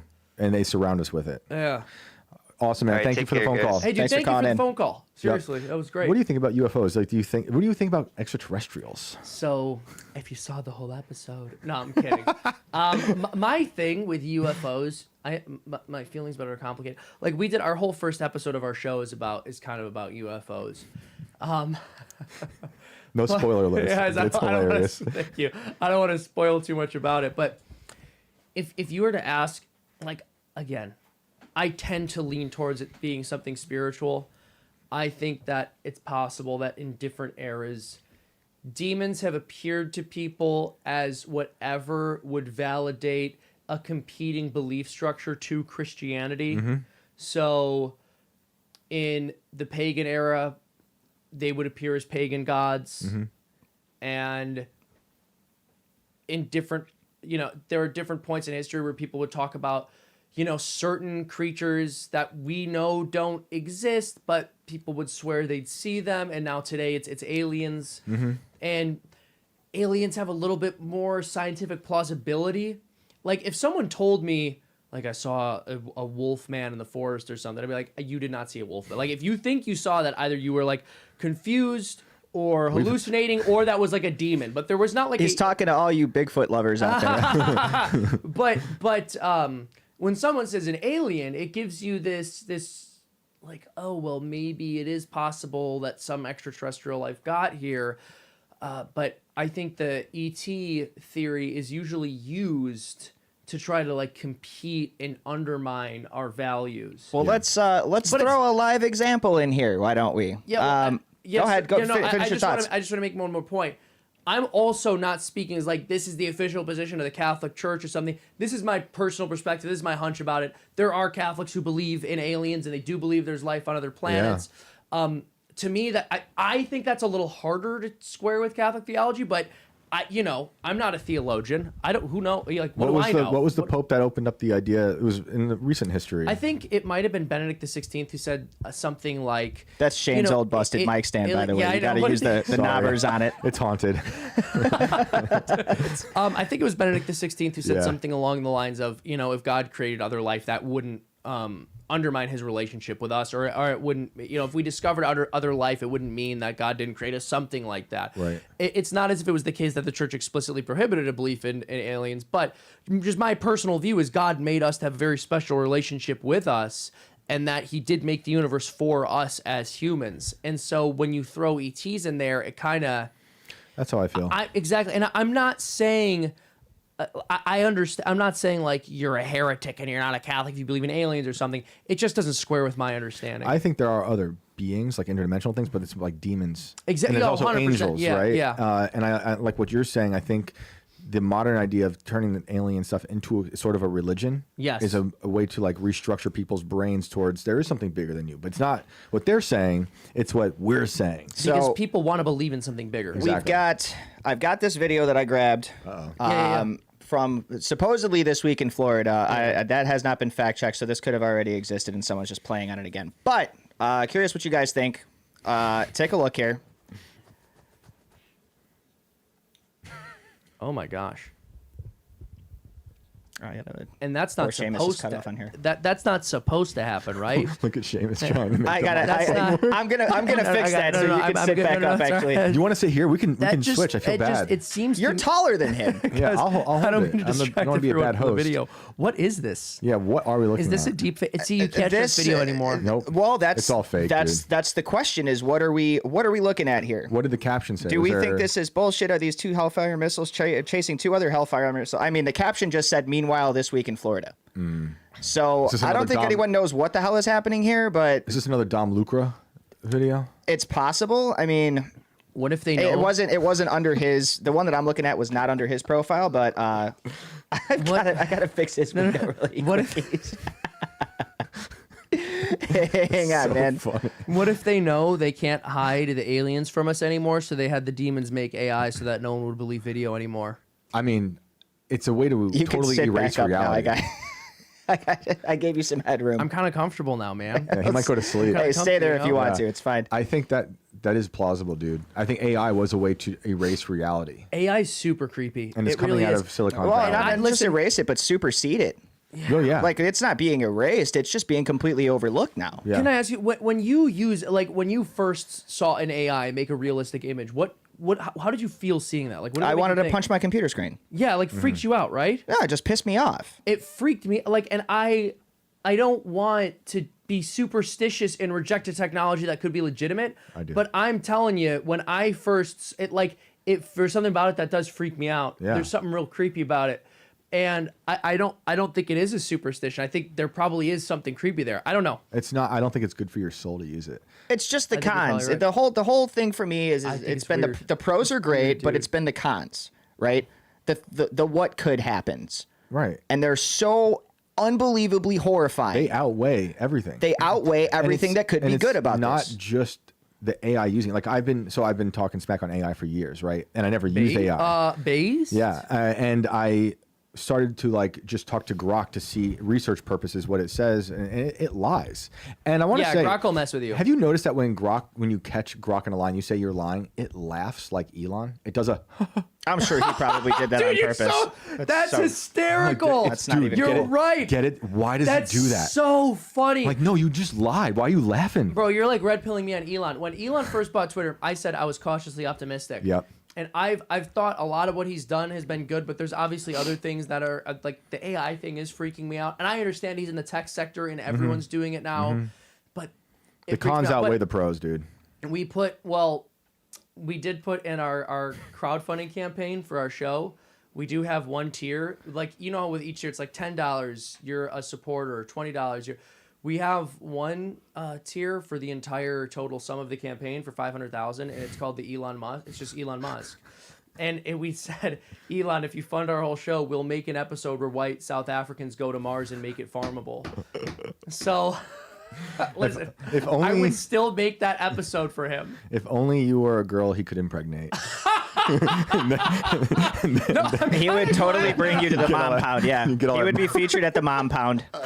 Totally. You know, he's promoting things like artificial womb factories that have 30,000 artificial really wombs. bad. Come No, on that's now. not good. That's not Come on good. now. I'm dude. calling them mom pounds. I'm that's gonna turn disgusting. it into a thing. It's a mom pound. Disgusting. That's a good way of putting it because it is dehumanizing. It's, Oh, yeah. it's really gross. It's gross, dude. I'm not a fan. I don't like that I shit like at all. Twitter. It still has issues though, and I just think there's something like again that they're trying to ingratiate themselves into the right sphere to take it over because they know we're the ones who are going to make the biggest stink. Because Yes. what they're doing is anti-human and it's anti-Christian, and they need us to be on their side. I'm I don't know if he's. I didn't read what was dropped today, but I want Pope Leo to do an encyclical on AI. I'm like fascinated to see what that is going to Yeah, say. that'd be interesting. Because my understanding is some of what he said has kind of been anti-AI, so I'm really curious. Another Chicago guy. What is Chicago doing? Are you guys taking over?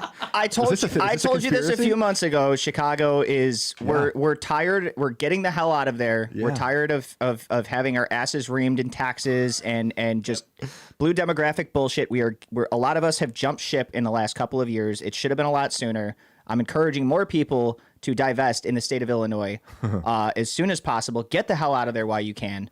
But you're turning everywhere into Chicago. Look at you. The Vatican is Chicago. Well, we kind of like West what we Virginia, had there. It's Chicago. just that other people ruined it for us. So No, it's I one of know. those things where we realized when we left that no one else had the shit that we had, like the food. Yeah, I And know. we're kind of like, all right, well, now maybe we should go to West Virginia and open a damn hot dog stand, like because no one's got our hot dogs, Pope Leo. So yeah, this is the quote. He said, Pope Leo revealed in his first interview since being elected pontiff that it's going to be, quote, very difficult to discover the presence of God in AI.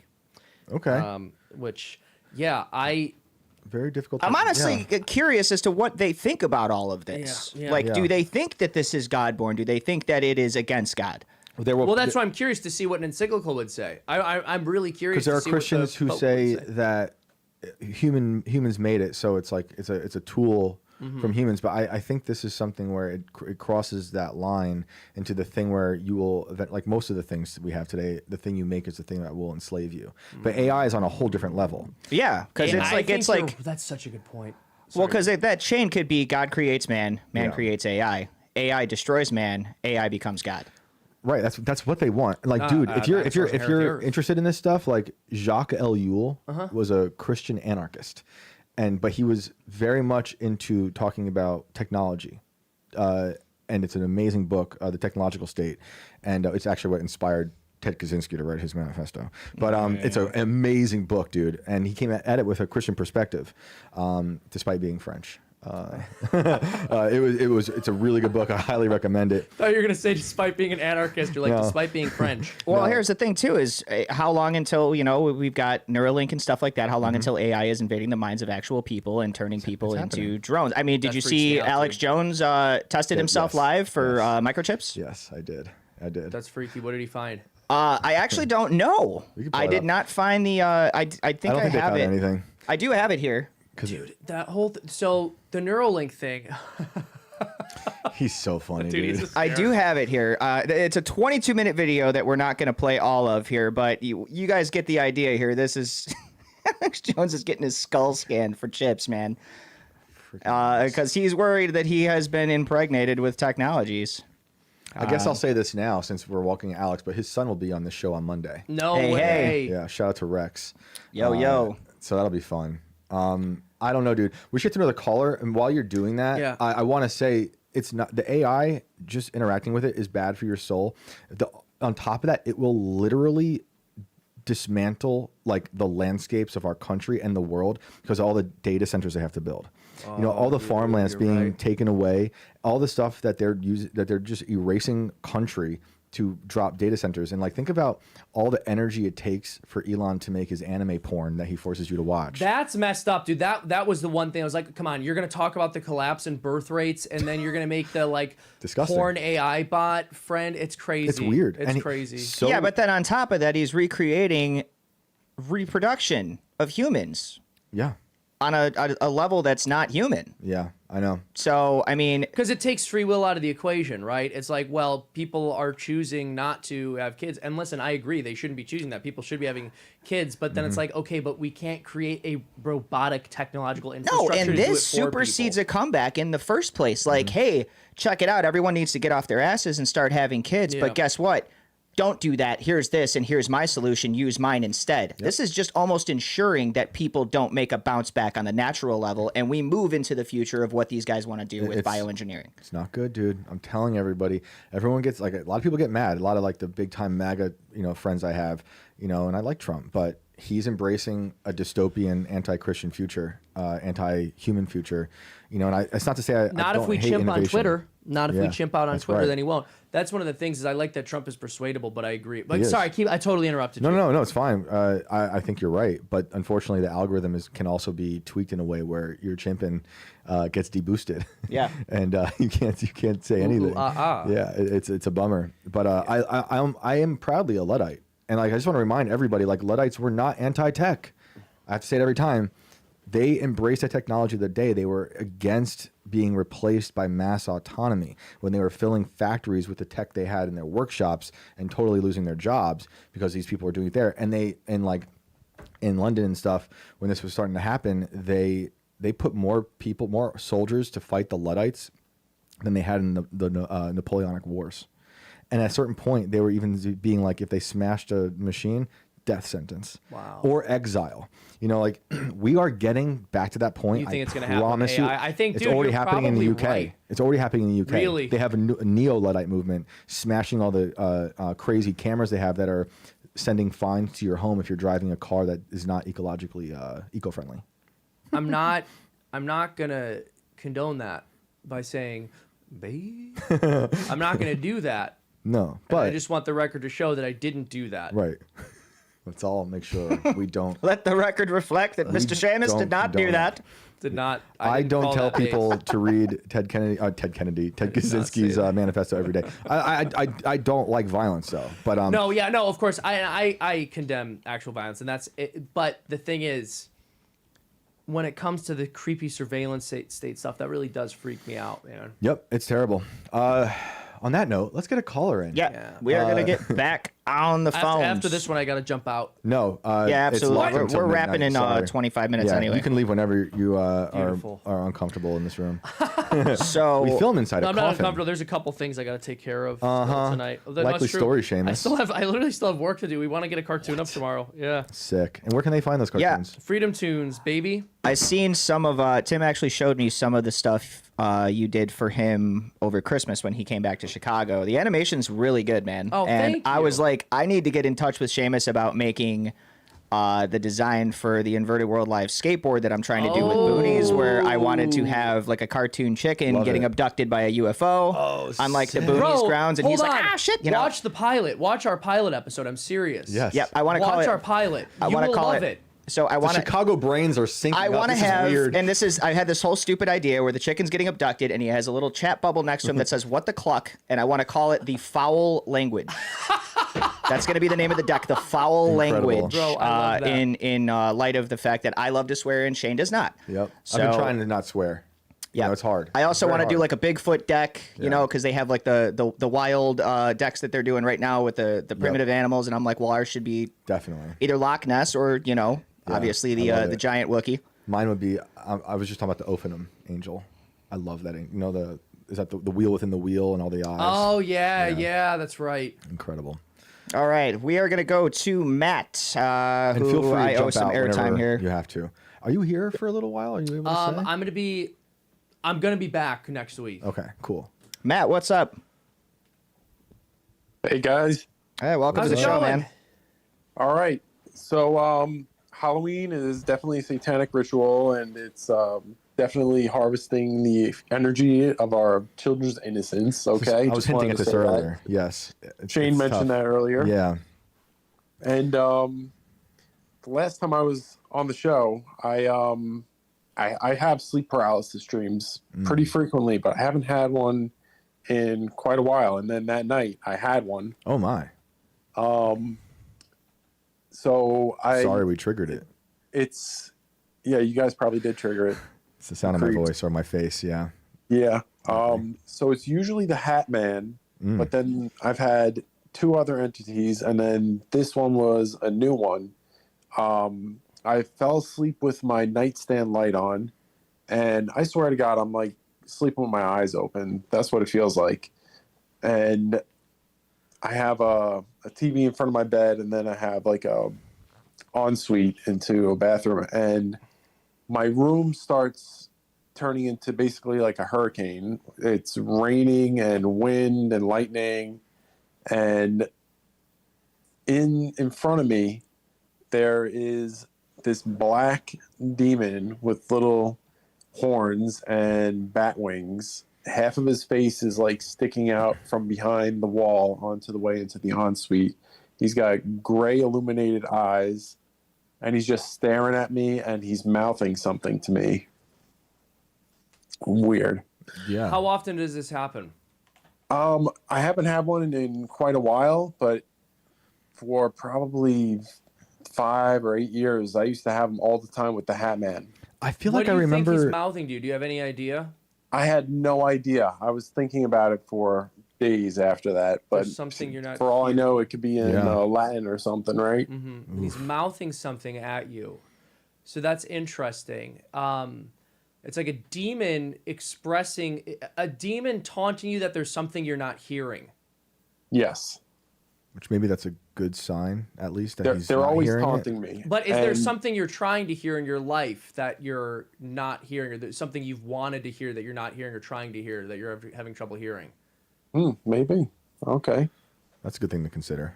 Because Definitely. it could be a demon taunt. Like maybe you're looking for God's voice in your life, and the demon's trying to taunt you because you haven't been able to find it. It might not necessarily be that, but like something you feel you've been looking for. So when I started getting back into religion, I started getting all of these crazy sleep paralysis dreams. Yeah. That happened, and then even all right. So then the other two entities, none of them I figured out. None of them can touch me, and sometimes I like to mess with them and like I smile at them and stuff like that. It seems to piss them off. The other two entities was literally this like black Caribbean pirate with a knife in his mouth, crawling like a spider right up to me. I could feel his sweat like dripping on me, and he's just staring at me, trying to like freak me out and stuff. My warning would be to not engage at all, because if you're seeing something like this, even in a dream, what you have to remember is the devil's favorite sin is pride, and they will feed off of you feeling some kind of pride. It's possible they can touch you. They're letting you believe that they can't because they want you to mock them, because they want to feed off that pride. If you're protected from them, it's not because of anything you did. It's only because of Jesus Christ. Oh, interesting. Okay. So that's just be very careful. I would really pray about that. How long ago did you start getting in religion? About 5-6 years ago. Good for you, man. What spurred that? Oh man, that's a whole other rabbit hole. But basically, yeah. Listen, you don't have to anything you're not comfortable answering. Feel free, dude. Simple terms is like I just saw the mocking of Christianity and everything is satanic, and that's okay. So yeah. And everything is so evil. So obviously the opposite needs to be true, and that's what spurred that. Which Christian church do you think it's mocked the most? I answer correctly. You have a Catholic Christianity as a whole. But no, I'm asking. Listen, it's a beautiful thing that you're getting back into your faith, and it sounded like you started 5-6 years ago, but obviously, the devil hates that, man. The demons hate that. My recommendation is really and truly, as a Catholic, I love my Protestant brothers and sisters, but I do believe the Catholic Church has the fullness of the truth. So out of genuine love for you, it's not like, I'm right and you're wrong. It's like just out of a genuine love and care for you, especially if you're dealing with something demonic, I would recommend going to a church, talking to a priest, seeing about the Catholic Church, seeing about going to confession, because it could really help you. Yeah, and looking for churches too. If you don't pick Catholic Church, I mean, the Protestant Greek churches. Orthodox. Okay, well that's God bless you. Safe so then, you guys, yeah, right? I mean, and obviously, I would still recommend becoming Catholic, but you guys have sacraments. There's a lot of really beautiful, amazing stuff about the Orthodox Church. That's interesting that you picked Orthodoxy. Were you raised Orthodox, or did you just born and raised? Yeah. So was your family Greek or? Yes. Okay. Okay. Right. Shout out to the Greeks. Interesting. Christos Anesti. There you go. And so would you say you just kind of fell away for a while and then you realized you had to come back? Yeah, I grew up in New York City, so I was in basically Sodom and Gomorrah, you know? Yeah. I know how that goes. Well, just living like a crazy lifestyle, thinking everything was American Pie. Yeah, I had a very similar story with like noticing how evil the world is and knowing that there has to be an alternative to that, an opposite to that. Even as an atheist into agnostic, I was like, no, there's something much bigger here. And when you see that kind of evil, that's what shifted my heart big time. And obviously that, I don't have to tell you, if you're Orthodox, to pray the rosary, pray to Blessed Theotokos and ask for her intercession in all things. Yep, I got my prayer book next to me right here. Good for you, man. It's funny. I know that Tim had, there was a Culture War episode they did where Jay Gire and I think it was Tim Gordon and a Protestant guy came on. Yeah. And dude, the Catholic Orthodox debate gets into so much esoteric territory. They're like, I don't have this. I feel like you need like 4 degrees to even start having that discussion. Have you talked to Jay? No, I have not. Oh man, he's been on this show. Super smart guy, but I'm sure he knows things. I'm like, I'm having a hard time following this dude. Like, it's dude, I'm wild, sure. but it's I love those conversations. Conversations. Sweet, man. Well, I appreciate the phone call. God bless. And be safe out there. Call us back. Yeah. If any other God issues. bless you, brother. God bless you. God bless you guys. Thanks for the advice and thanks for having me share. Thanks, man. Thanks for being here. Have a good night. Good night. That was an awesome caller. Protestants get a bad rap in this country. What do you mean by that? Feel like the Protestant church has been completely captured in many places. Oh, I get it. So like I go to a non-denominational church, but and we're like just Bible thumping, just reading the Bible, but like we tried so many different churches, even in West Virginia, and so many are captured because like modern ideology has snuck into it. Yeah, for sure. And you look at their websites and you're like, oh, I don't like that word. This isn't biblical. This is modern. This is not good. But I do think like there's people I like to listen to, a lot of like old pastors, I don't know what they consider themselves, or pastors of non-denominational churches that are extremely strong, extremely conservative. People have been asking me about church stuff, and I tell them, like, check out Catholic Church, check out the Orthodox Church, and I tell them what I go to.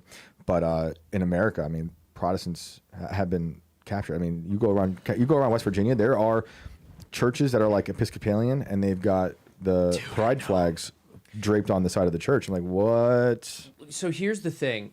America has been very prosperous for a very long time. And prosperity, if not embraced with a spirit of poverty, becomes the enemy of the Christian life. And so it's true that Protestants have fallen away, Catholics have fallen away.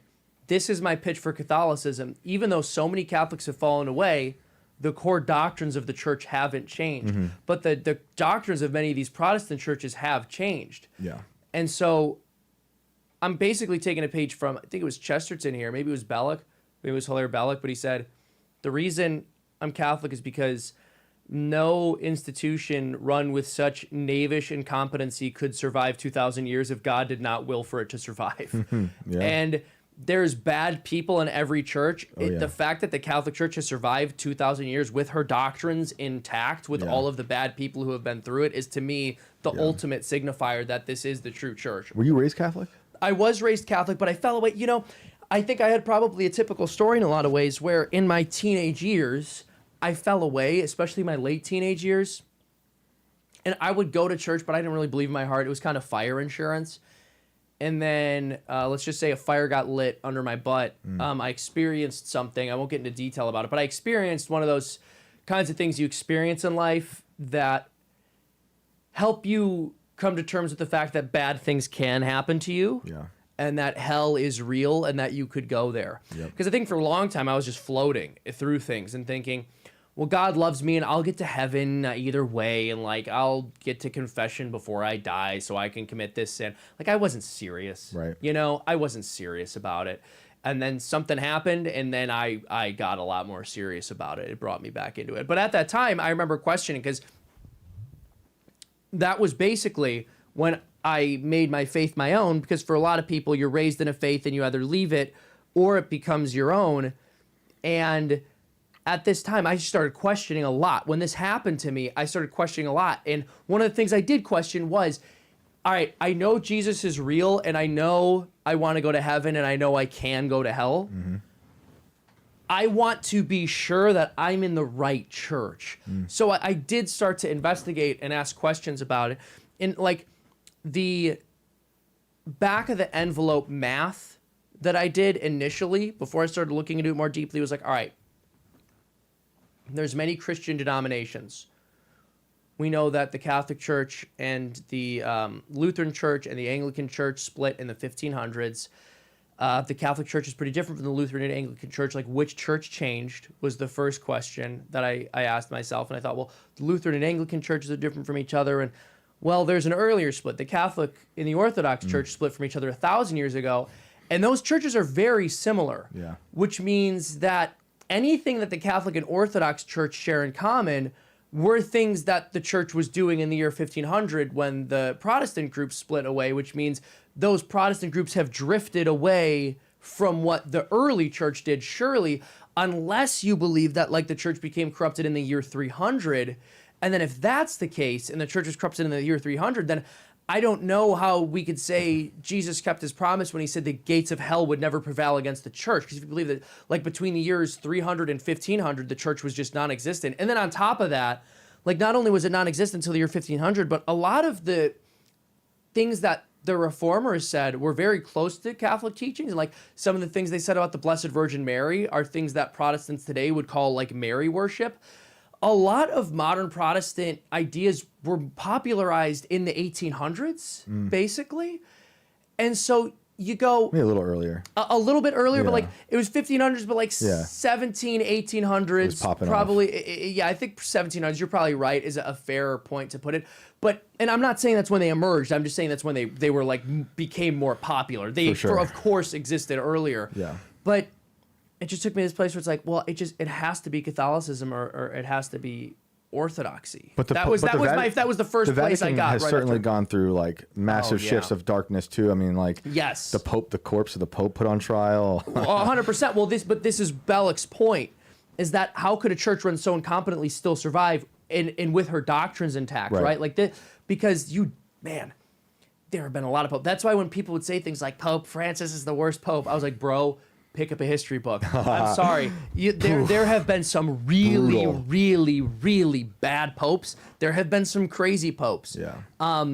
There was a time, in the Middle Ages where being in the church gave you a certain level of status. So of course you had just a bunch of grifters. Yeah. Right? But the doctrine survived intact because the Holy Spirit's guiding the church. I believe that's the proof. The Holy Spirit's guiding the church. That stuff didn't change, no matter how horrible the people running the church became. Yeah. I mean, I agree with a lot of that. I think so many churches can have bad people in it and can be corrupted. For me, it's just the Catholic Church I like the simplicity that I have with just me and Christ, and there seems to be a lot of extras included in which I've gone to Catholic church. Yeah. I'm fascinated. There's a lot of Catholics here, and I love going, and I think the architecture of some of these cathedrals is just unbelievable. But for me, it's like I just want that direct line, and you have it. I'm not saying you don't. Absolutely can, because I think you have the most direct line in the Eucharist, his literal flesh and blood. Right, and you believe in. What is it? Transubstantiation, right. yeah. And so you believe it's literally his flesh and blood. Right. Yeah. And we do we do communion as well. I don't know about that though. Like I guess my question is sorry, I should let you finish. No. I don't know if I feel like it's more of a, and we had a caller on who wanted to talk about this, and he'll probably call back now because he'll agree with you. Yeah. But I see it as more of a symbolic gesture for Christ as opposed to we are actually taking the blood of Christ. But that's what that is. Yeah, here's where I'm going to challenge you. Yeah. So in John 6, he says, unless you eat my flesh and drink my blood, you have no life within you. And people say, well, you're taking that literally, but he also says I'm the gate, like the sheep gate, and he's not literally saying he's a gate. But here's the big difference. When he says this, people start murmuring. Like, when he said he was a sheep gate, people weren't like, how can this man literally be a gate, right? But when he says, eat my flesh and drink my blood, everyone's going like, how can he give us his flesh and blood to drink?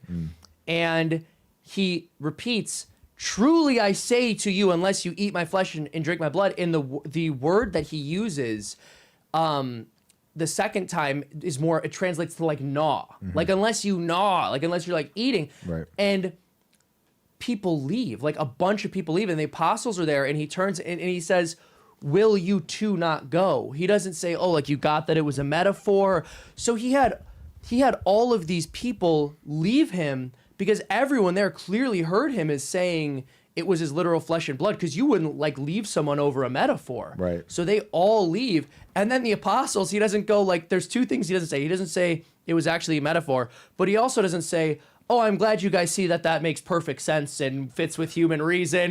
Right. He says, will you two not go? Like, aren't you also going to leave?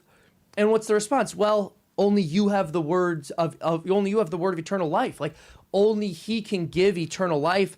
And that's basically been my understanding of it is, no, yeah, it like does not line up with human reason. How can this be his flesh and blood? But he told me it was, and he is the only way that I can have everlasting life. Yeah, and I agree with that. And I don't want to say that seeing it as a symbolic act should diminish it, because I also believe like being born again. I'm not. It's interesting. I'm not literally, but I am literally born again, and I'm not putting that lightly. Like when I have that change in my heart of like, I need to be baptized, and we probably have disagreements on what a baptism is too. Maybe not. No, actually Catholics recognize, if your baptism is done in the Trinitarian formula, the Catholic Church recognizes it. Which is what? So baptized in the name of the Father, Son, and the Holy Spirit. Okay. Yeah. I mean, there's only, a baptism can be done poorly or something, but as a matter of principle, like most Protestant churches, I think have baptisms that would probably be accepted. Yeah, I was baptized in a river down the road. Is that acceptable?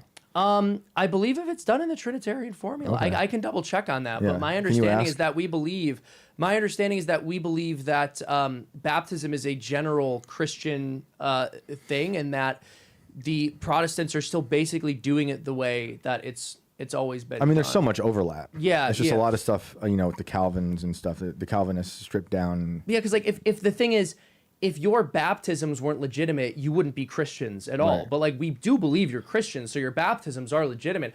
It's interesting though, because when Christ says, you know, to be born again, that's also asked, like, how can a man be born when he's already old? Right.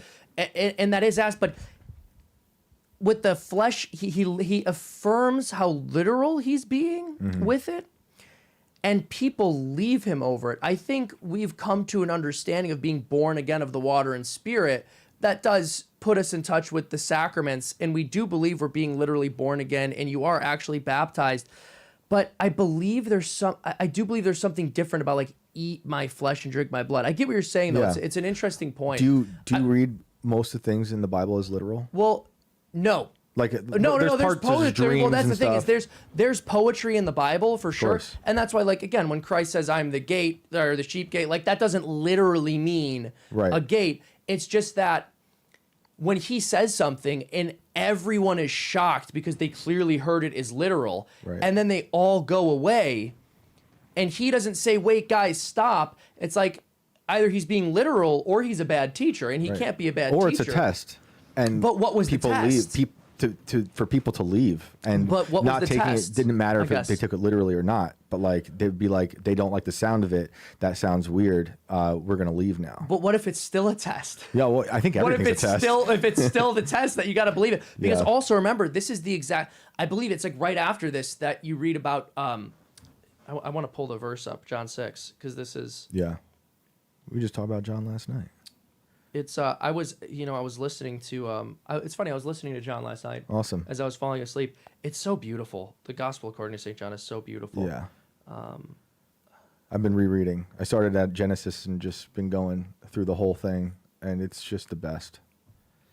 It is. It's and obviously the Old Testament can be more difficult, but like, dude, I don't know. I find John really edifying. I find it very beautiful. I wanna very truly say to you. While he's looking, my pull this up. caller's Yeah, out yeah, there. go I got ahead. you I wanna- guys 'cause written I wanna down find the exact for next quote. week. So if we didn't get to you tonight, we'll get to you next week.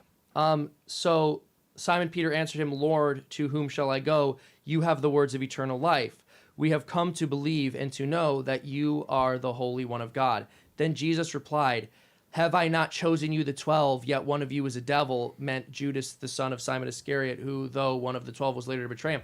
I think it's interesting that all these people leave him, and this is something that there's been a lot of Catholic commentary on, that a bunch of people leave him at this moment, and this is, he mentions Judas here. A lot of Catholic commentary has been Judas betrayed him over this teaching. Oh. That Judas went, all right, this is nuts. This is where I'm There's out. no way. Wow. Eat his flesh and drink his blood? Right. I don't think so. That's I don't interesting. think so. I love to look into that kind of stuff. I Yeah. love all that, and then rereading the Old Testament now, having been saved by Christ, and then looking at like the Trinitarian interpretation and seeing how Christ, is throughout the Old Testament. I mean, it's so cool, crazy. And that's why I remember when I was in high school picking up a Pentateuch that my dad had and starting to read through Genesis, and he mentioned something to me. He's like, you'll notice that God refers to himself as we in Genesis multiple times. Yep. Right in the beginning. Yeah. Yeah. It was like, that's so crazy. It's so amazing. Yeah. Seamus, this is so much fun. This was great. This was I know great. you got to run and stuff.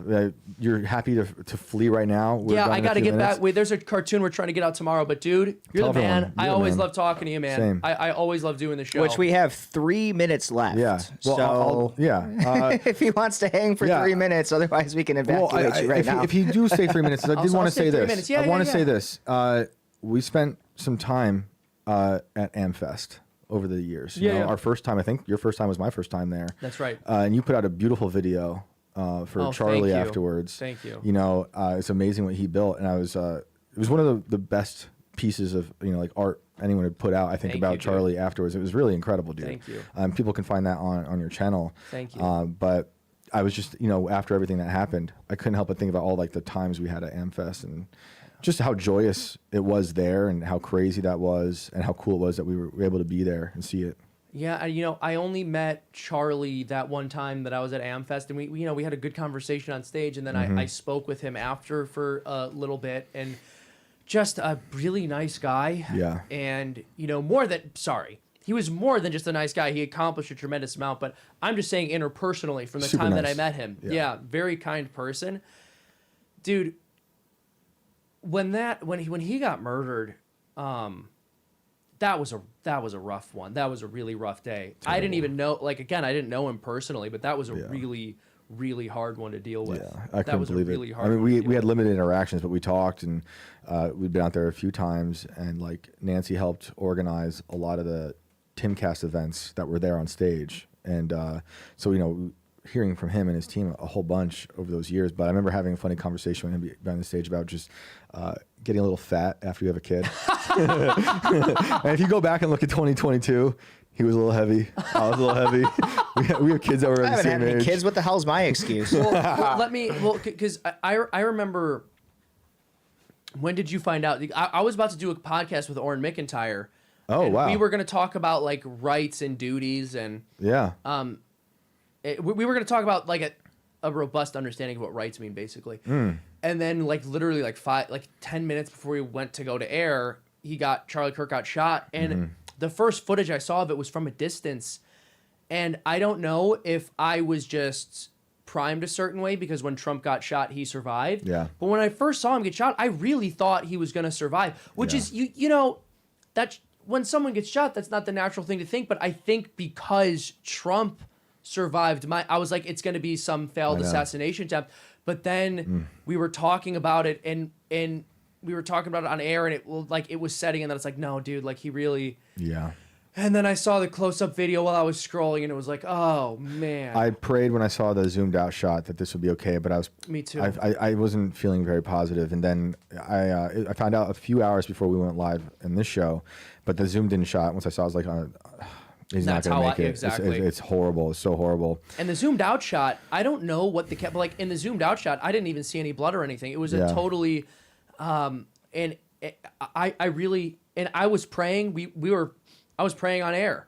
It was so surreal. I couldn't sleep for 2 weeks. I mean, I just kept thinking, and like, Dude, it messed me. Dude, Yeah. it messed everybody up. Yeah. This was like, I remember. This is like kind of maybe a trite reference, but I really am going somewhere with this. I remember I saw the show Mad Men, and I'd never seen it. It's a great show. great show. Great show. But there's an episode where they portray the JFK assassination, and people are torn up about it. They can't come into work. Everyone's really upset. Yep. And I remember watching that and thinking, there are so many school shootings all the time. The world's gotten so violent. There's so much gang violence and murder, and I cannot imagine being that emotionally affected by someone getting shot just because we see it so often. If it wasn't someone who I really knew personally, I couldn't imagine being emotionally affected by it. But then when Charlie Kirk got shot, I was like, I get it. Yep. I was like, I totally get The world stopped. why it did, dude. It totally, and it's not, it was like grown men I know who don't really care that much about politics were crying about it, man. It like everything did grind to a halt for a moment there. Well, I'm praying for him, his family, God bless him, all those guys. It's insane. The whole thing's insane. Seamus, Brother, thank you so much. I'm so glad I got to come on. Thank you so much for being here. Of course. Once again, let everyone know where they can find you and all that good stuff. Oh yeah, so the big thing right now is we have our show Twisted Plots, and we're really working hard to get this funded. We've had like an insane launch. So they say for crowdfunding you want to get to like 30% within a week, and we're on day like 3 and we're almost to 40%. So Wow. we're in a really good spot. But again, any support you guys have helps to just like help us keep the momentum up. And if you go to twistedplots.com and support at $10, you'll be able to watch an episode of the show. And if you can't afford it, because I've had people say like, hey man, I really want to support this. I want to support what you're doing, but I can't afford it. I just don't have the money. Dude, I totally get it. There's 2 things you can do to help. Firstly, you can share the video around, but secondly, you can pray. Your prayers mean a lot, and prayer does work. Mm-hmm. So if you can't afford to give, but you want to see this be successful, like, please pray. Absolutely. Thanks, man. Thank you. Brandon, let them know where they can find you. As always, you guys can find me at Brando Inverted on Insane Next. Thanks to all of our callers and everybody hanging out tonight on Rumble and YouTube. We greatly appreciate it. We will see you next week for another roll of 4 days of madness and weirdery. Shane, get us out of here. Guys, thank you so much for tuning in. I'm sorry we didn't get to more phone calls, but I really wanted to talk to Seamus about all this stuff, and I'm so glad I got he was him written here. down. Don't worry, we'll get to him. Seamus, I don't say this often. He's one of the few authentic people in this entire space, and very talented. So support him if you can. He's a really good guy, and he's very talented, and he makes me laugh. So thank you guys for tuning in. We will see you next week. Have a very safe weekend. God bless you all. Have a good night. I love you.